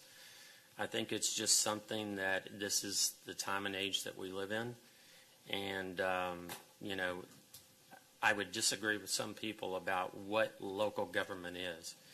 Because different from state and federal, when the budgets are approved for those entities, they can spend money all through the year. And a local government cannot spend money, so a lot of items on our agendas are spending money, appropriating funds for cars, for new golf carts, for whatever, right? That makes us a lot different. It 100% is a business meeting. 100%. That's what we're here for. Our staff gets those items approved at council meetings. It is 100% about city business. So I believe that the compromise Mr. Cernick came up with is reasonable.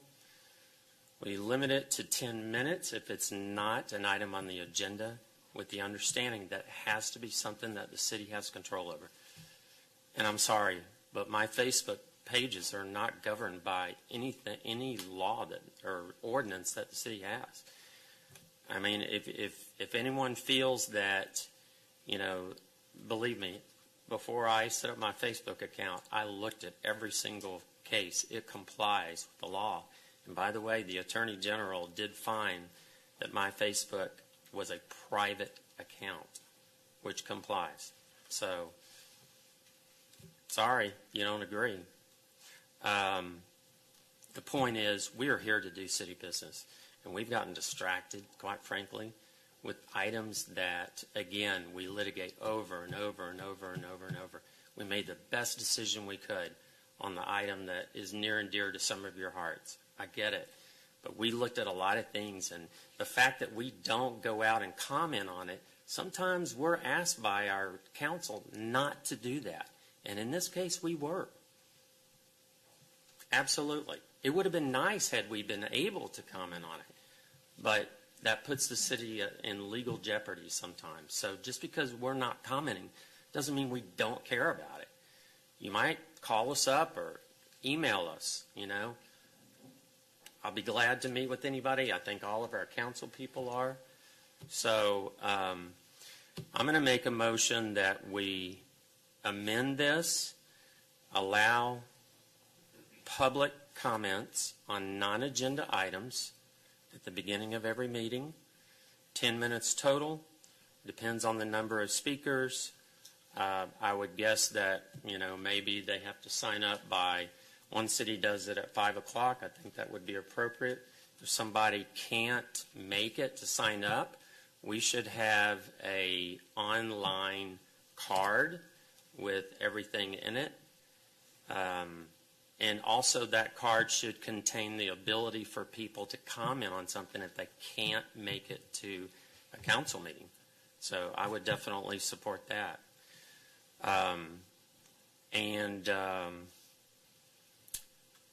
Trying to think, does that cover everything? And it has to be something about something we can control. that would be the restriction on it. For agenda items, they would also be at the beginning of the meeting. And again, based on the number of speakers, it would be 3 minutes or 2 minutes, depending on how many people signed up. And I guess that number would be 10, whatever we agree on. So that's my motion.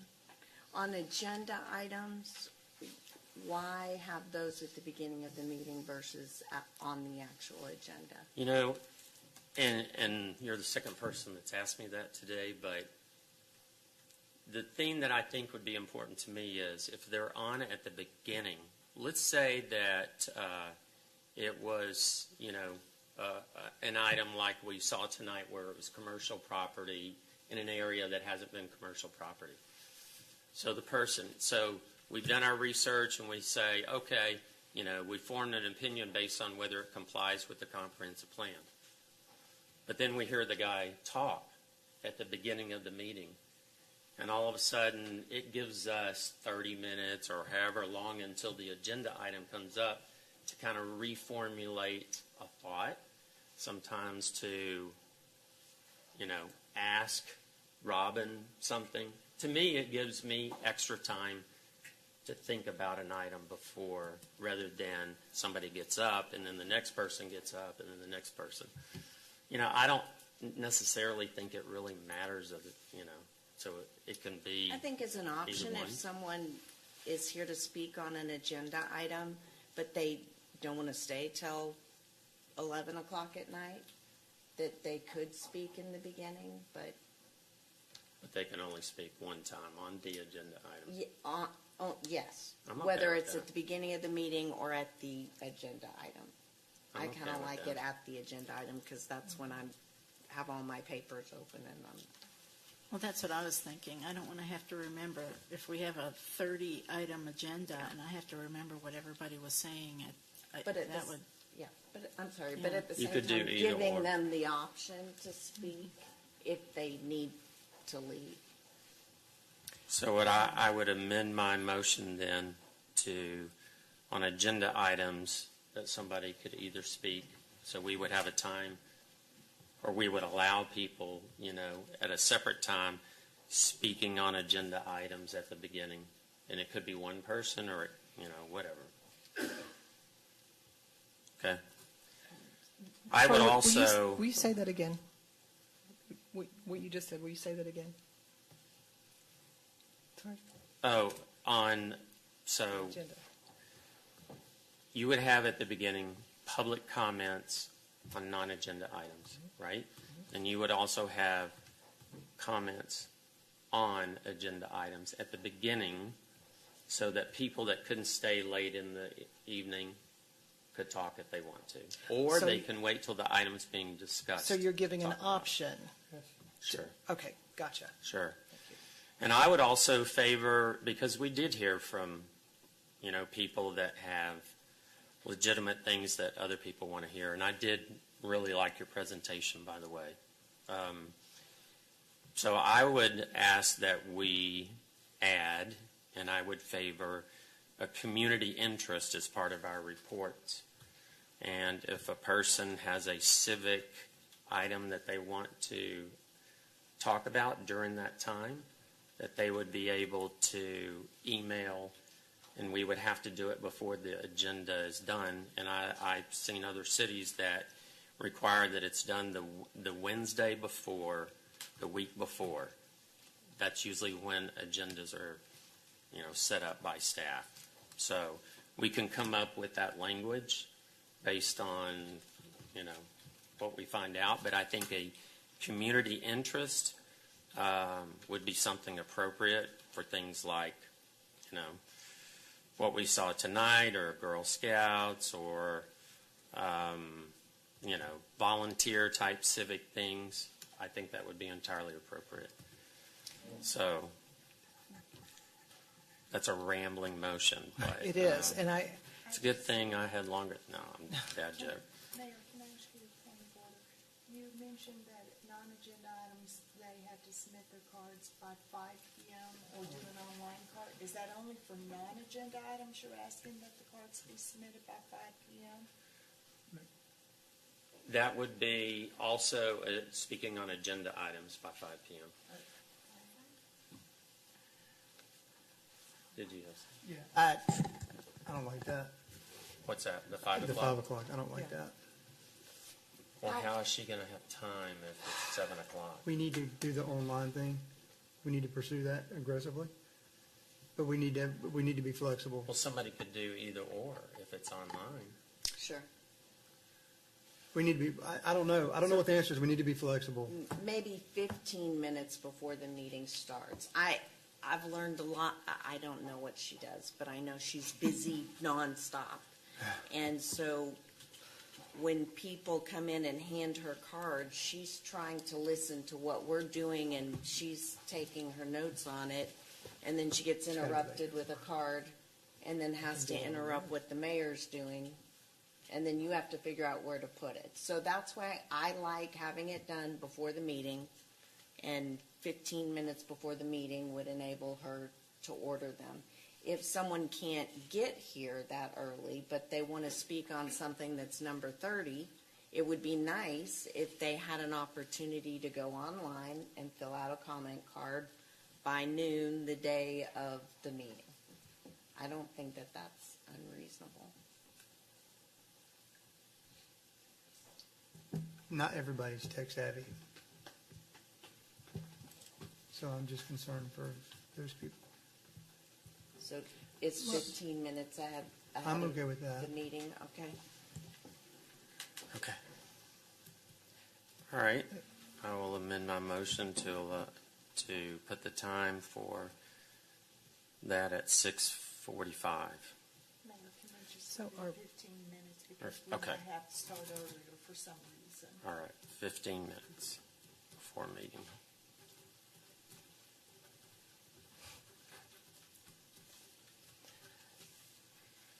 I think this addresses people's comments. I'm sorry, Catherine's been trying to speak. Is that for both? Well, I want to make sure I understand what exactly you're proposing, Okay. but, one of the suggestions that I had, and again, for shortening the meetings, making things go a little smoother, we do get the monthly, the reports on all the departments at every meeting, correct? Correct? It kind of rotates, yes. Yeah, is it every meeting? You got It's every some meeting? reports on every meeting. Okay, so, we could offer, where we don't get the department reports every meeting, it could be the first meeting and not the second meeting, and we offer citizen comments during the off time. However, the problem with that is, we're going to have short agenda item. Surely, there's going to be a time that we have a short meeting. That would maybe one day. So it's kind of hard to determine when that's going to be. We also, I've read in some of the language that you can offer citizen comments only on days that it is listed on the agenda. Like if it's not on there, you don't offer it. So it's, in other words, you're not eliminating it, but if the agenda for that evening provides for time to include citizen comments, there's just no limit. We're just, if somebody wants to come and speak, they have the opportunity to speak. So there's so many different ways that we can achieve what we're trying to achieve. That said, you've got a lot of details on decorum. I think a lot of it needs to be is acceptable. And as much as I don't want to say this, I almost feel like we need to have a session where we really work on this together. But that's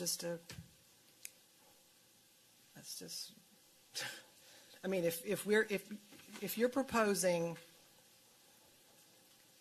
well, I'll let you say it, but we're leaving everything the same in what we have in front of us, except we're allowing for citizen comments and then the cards. Okay. Well, we've changed a lot of things, actually. Yeah. We've Well, we're allowing for public comments at every meeting. You can comment via email, fill out a card. You know, if you can't make a meeting, you have a way that you can comment and get it on, to us that night, right? You can comment if it's on the agenda. You can ask for a council member to put it on the agenda. And then it's just a regular agenda item, which you are also allowed to speak on. So the problem with the whole, do we have public comments sometime and then it's this, it's the ambiguous. I mean, it's just, look, I mean, my goal was to get out at 9 every night. Guess what? That's not going to happen, we're trying to pack as much on consent agendas, and that has issues with it too. We have workshops, we have packet meetings, we have nights off. I mean, I'm sorry, I spend a lot of time on this, I mean, I feel like getting out of here at 10 o'clock is a reasonable goal. So any way we can shorten it, maybe presentations by people that have an agenda item ought to be timed, at 5 minutes, something like that. Just to shorten. That's in here, isn't it? I know I read that. Okay. It was certain kind of presentations. So, I think we've allowed a lot of ways for people to be heard, and I think that, again, there are things outside of our purview, quite frankly. I mean, sorry, I don't believe that they belong at a business meeting of the city. If it's not something that the city can control, go on Facebook, because we can't do anything about it, so I think it's reasonable. That's my motion, and we'll leave it at that. Ms. Crabtree, do you mind reading back what the motion is? Can I? Thank you. I'll read this out.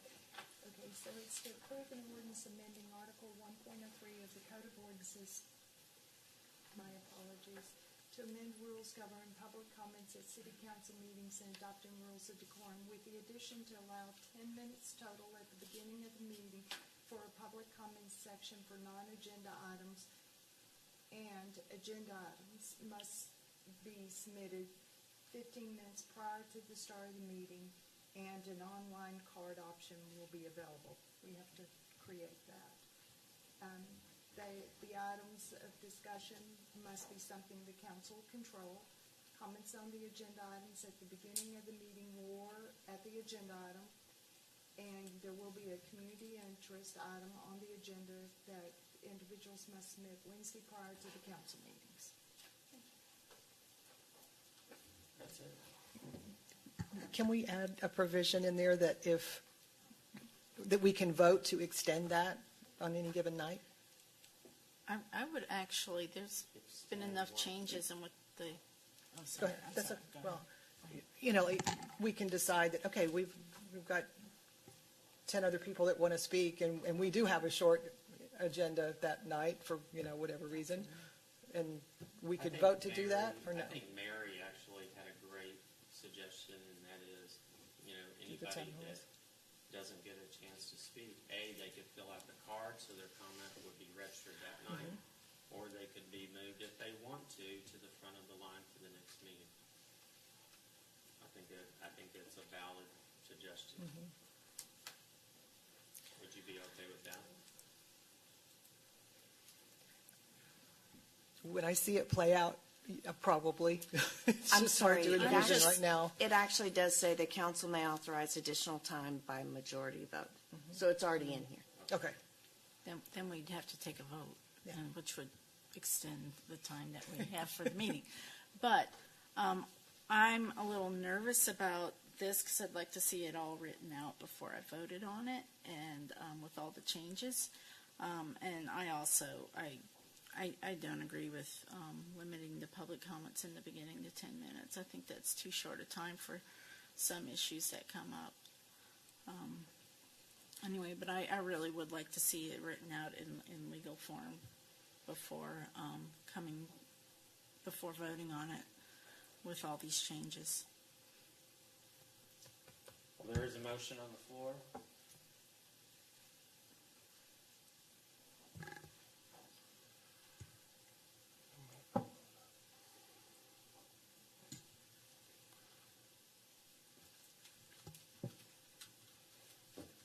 Not in a second. I'm going to blow this whole thing up. Honestly, this is getting way too complicated. This shouldn't be like this. And at the end of the day, so I don't know if there's going to be a second, but like at this point, What's complicated? what's complicated is that we either got to come back and bring this thing together so everybody knows what we're doing, or I think everybody knows. I think that we're going to have issues with that portion of it, right? So. We're all in agreement except for one portion of this thing, and that is the public comment section of it. I think there's a simple way to do it. If it was more than 10 minutes, like if it was 15 minutes, it seems that's exactly what Liberty Hill does. It doesn't matter. I just like this is the part of the meeting that gets hard when we're all just going back and forth the whole time, right? And so, yeah, and I would like to be exact about it because, and I can go get you the exact verbiage on how this thing reads if that's what somebody wants. But and I would make a motion that we approve everything. There's a motion on the floor. So, we have to take action. And Okay. There's not a second to the motion. Would you be okay? Would you be okay if we left it at the 10 minutes, like it is in Liberty Hill, or Williamson County, where it's 10 minutes. Mm-hmm. First ones to sign up get it. That's it. Yeah. Let's do this. Let's. I would feel better about it at this point. Like Liberty Hill does 15 minutes. Let's just do 15 minutes. It's going to give us a couple extra minutes in the field. I feel like that gets it done. We're finished. The first. I mean, if this is that would be easier. So I would say switch it to 15 minutes. Do people still get 3 minutes to talk, especially if they're presenting their own item to us? I think they need that full 3 minutes. We're only talking about public. Yeah, the public comments, not on the agenda. Not on the agenda. That's what I mean. It's usually a subject that they bring before us, and sometimes it might require a little more time. So I don't want to limit the time on that to less than 3 minutes. Right. I guess I just don't have enough emotion invested in this, to Yeah. one way or another. Mm-hmm. I want to move forward. I'm going to amend my motion, and I'm going to make it 15 minutes. And so, based on the number of people that sign up, it could be 3 minutes, or it could be 2. If 15 people signed up, it would be 1 minute. That's the way Williamson County does it. We're extending it 5 minutes longer, so that's my motion. I'll second the motion so we can take a vote. All right. There's a motion and a second. All in favor? All opposed? All right. Motion passes 4-3. No, it was 5-2. What was your vote, please? I thought you voted no. I voted yes at the last second. Okay. 5-2. Okay. Item 25.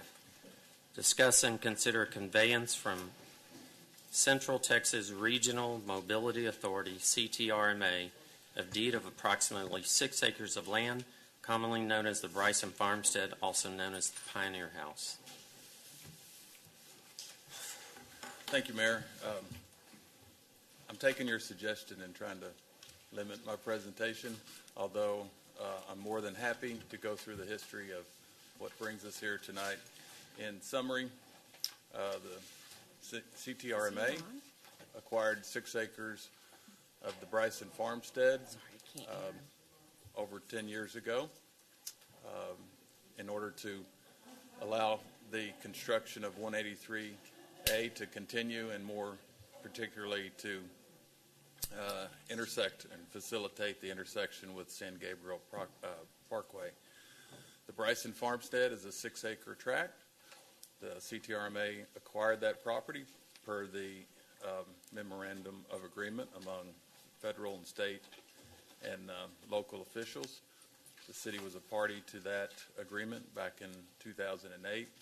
The CTRMA has put up the $1 million in escrow for the city to use to create a preservation plan. So the recommendation of staff tonight is to accept the conveyance from the CTRMA of the 6-acre tract, and then to begin the phase one preservation plan that is called for in the MOA with the Federal Highway Administration and other parties. I'm happy to go into more detail on the history with these slides, but I'll leave it to y'all's discretion.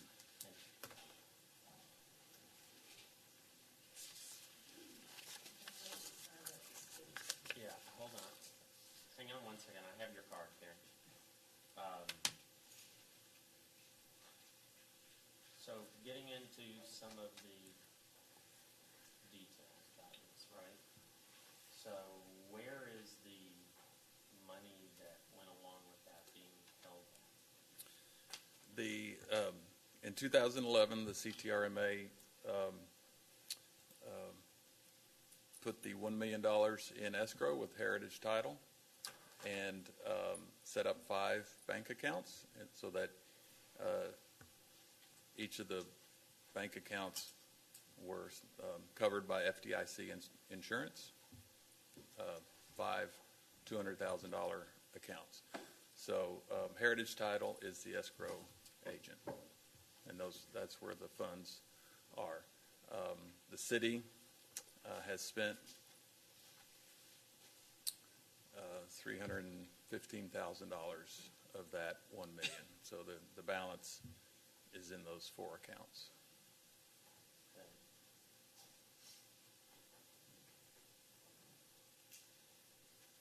All right, I do have one person signed up to speak. Karen, sorry to keep you up so late. That's okay.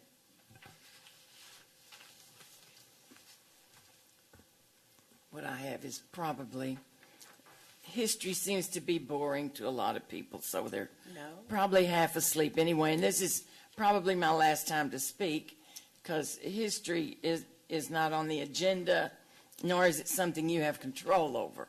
So anyway, okay. Brysons, I talked about the Bryson family earlier. To provide for the growing family, in 1872, Joe hauled hewn cedar logs and shingles from Bastrop County to start construction on a new 2-room house. Native stone was quarried from the nearby South San Gabriel River. Additions to the early Texas farm-style home were added through the years. This is a paper that I wrote in a letter I sent to the mayor, John Cowman, mayor of Leander, October 28th, 2007. This was 12 years ago. The farm, and this is indeed a true Texas historic farm, working farm.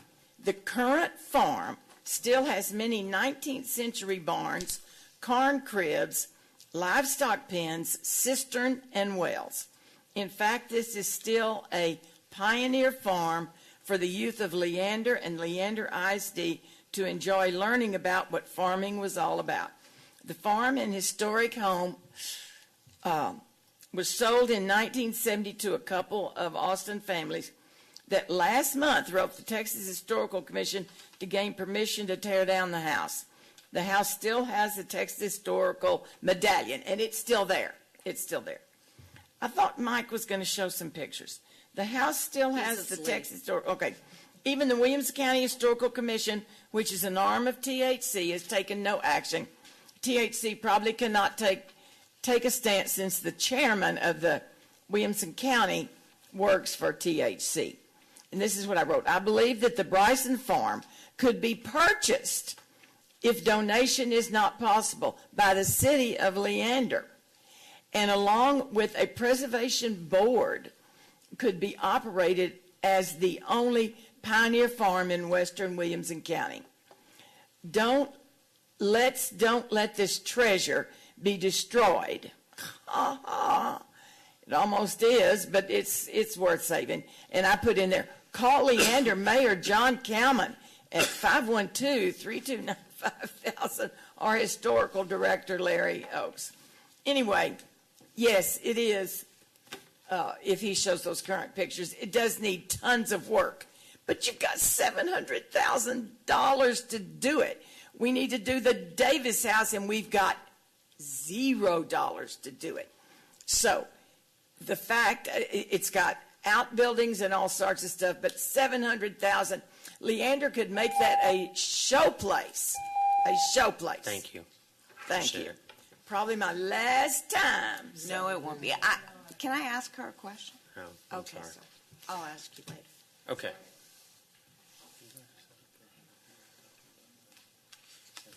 All right. Council?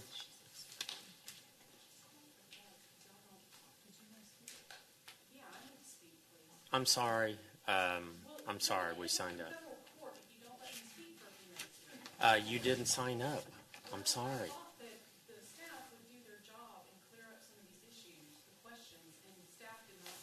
I'm sorry. You did not sign up. Can we vote on letting her speak? No, I'm sorry. There's protocol. No. Well, that was what we Okay, discussed just so a while ago, that I'm we sorry, could vote to let somebody speak. council member. I'm sorry. Did you have any questions? I know you've looked at some of this, Marcy. I did, and I believe Ms. Howell has the answers to them, which is why I wanted to. I'm sorry. Okay. I mean, we can table this until we get Yes, more I would like to do information. that. Okay, I would like a motion, to make a motion to postpone this item until the next October 17th. I'll second. All right. Motion is second to table it. All in favor?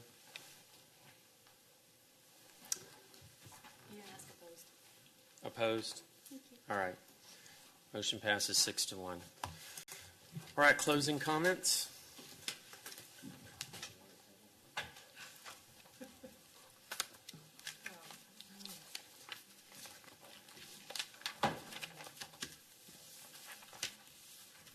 Ms. Parker? I'm working. I forgot what I was going to say. It was really long, so I'm not going to say it. I'll save that for another time. I just want to express my gratitude to everyone for what you do, and just say thank you. Sometimes it gets a little frustrating, and we can all get frustrated. There were some acknowledgments tonight that I'm not sure people were aware of, but the acknowledgement of our lack of participation in something that we shouldn't participate in, simply because our opinion is irrelevant to doing city business. Our opinion is absolutely irrelevant to some issues. So I appreciate that acknowledgement, whether I realize it was acknowledged or not. But it is National Sarcasm Month.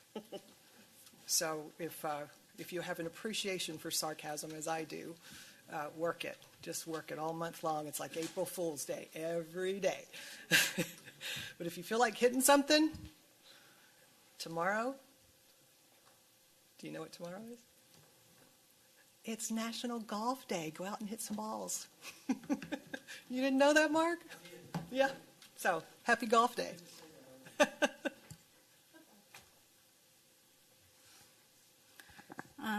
The only thing I want to say is thank you, Ms. Thompson, for coming every meeting, or just about. Only when you're sick or you have a special event that you have to miss. You're here all the time. And there's several familiar faces here. I really thank you for being here and for coming and for speaking out. Thank you.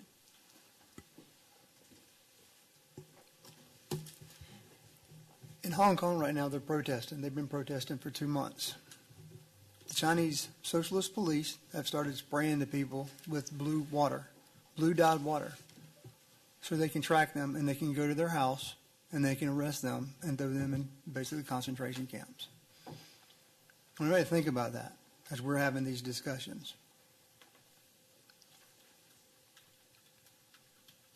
Concerns are very important and need to be listened to, but we need perspective. We don't need to sensationalize everything, and we need to listen to each other, because the louder we get, the less we hear, and the angrier we get. And I mean it, we have to stop. It's always you next. Let's ask to go in order. Okay, I would be remiss not to congratulate Robin Griffin, our amazing planner, on her 11-year work anniversary this week. Thank you for all of your dedication. Thank you to Police and Fire for a wonderful National Night Out. You guys were awesome, and in every place that I visited. I also learned to check the light bulbs on my license plate, so thank y'all for teaching me and my neighbors about that.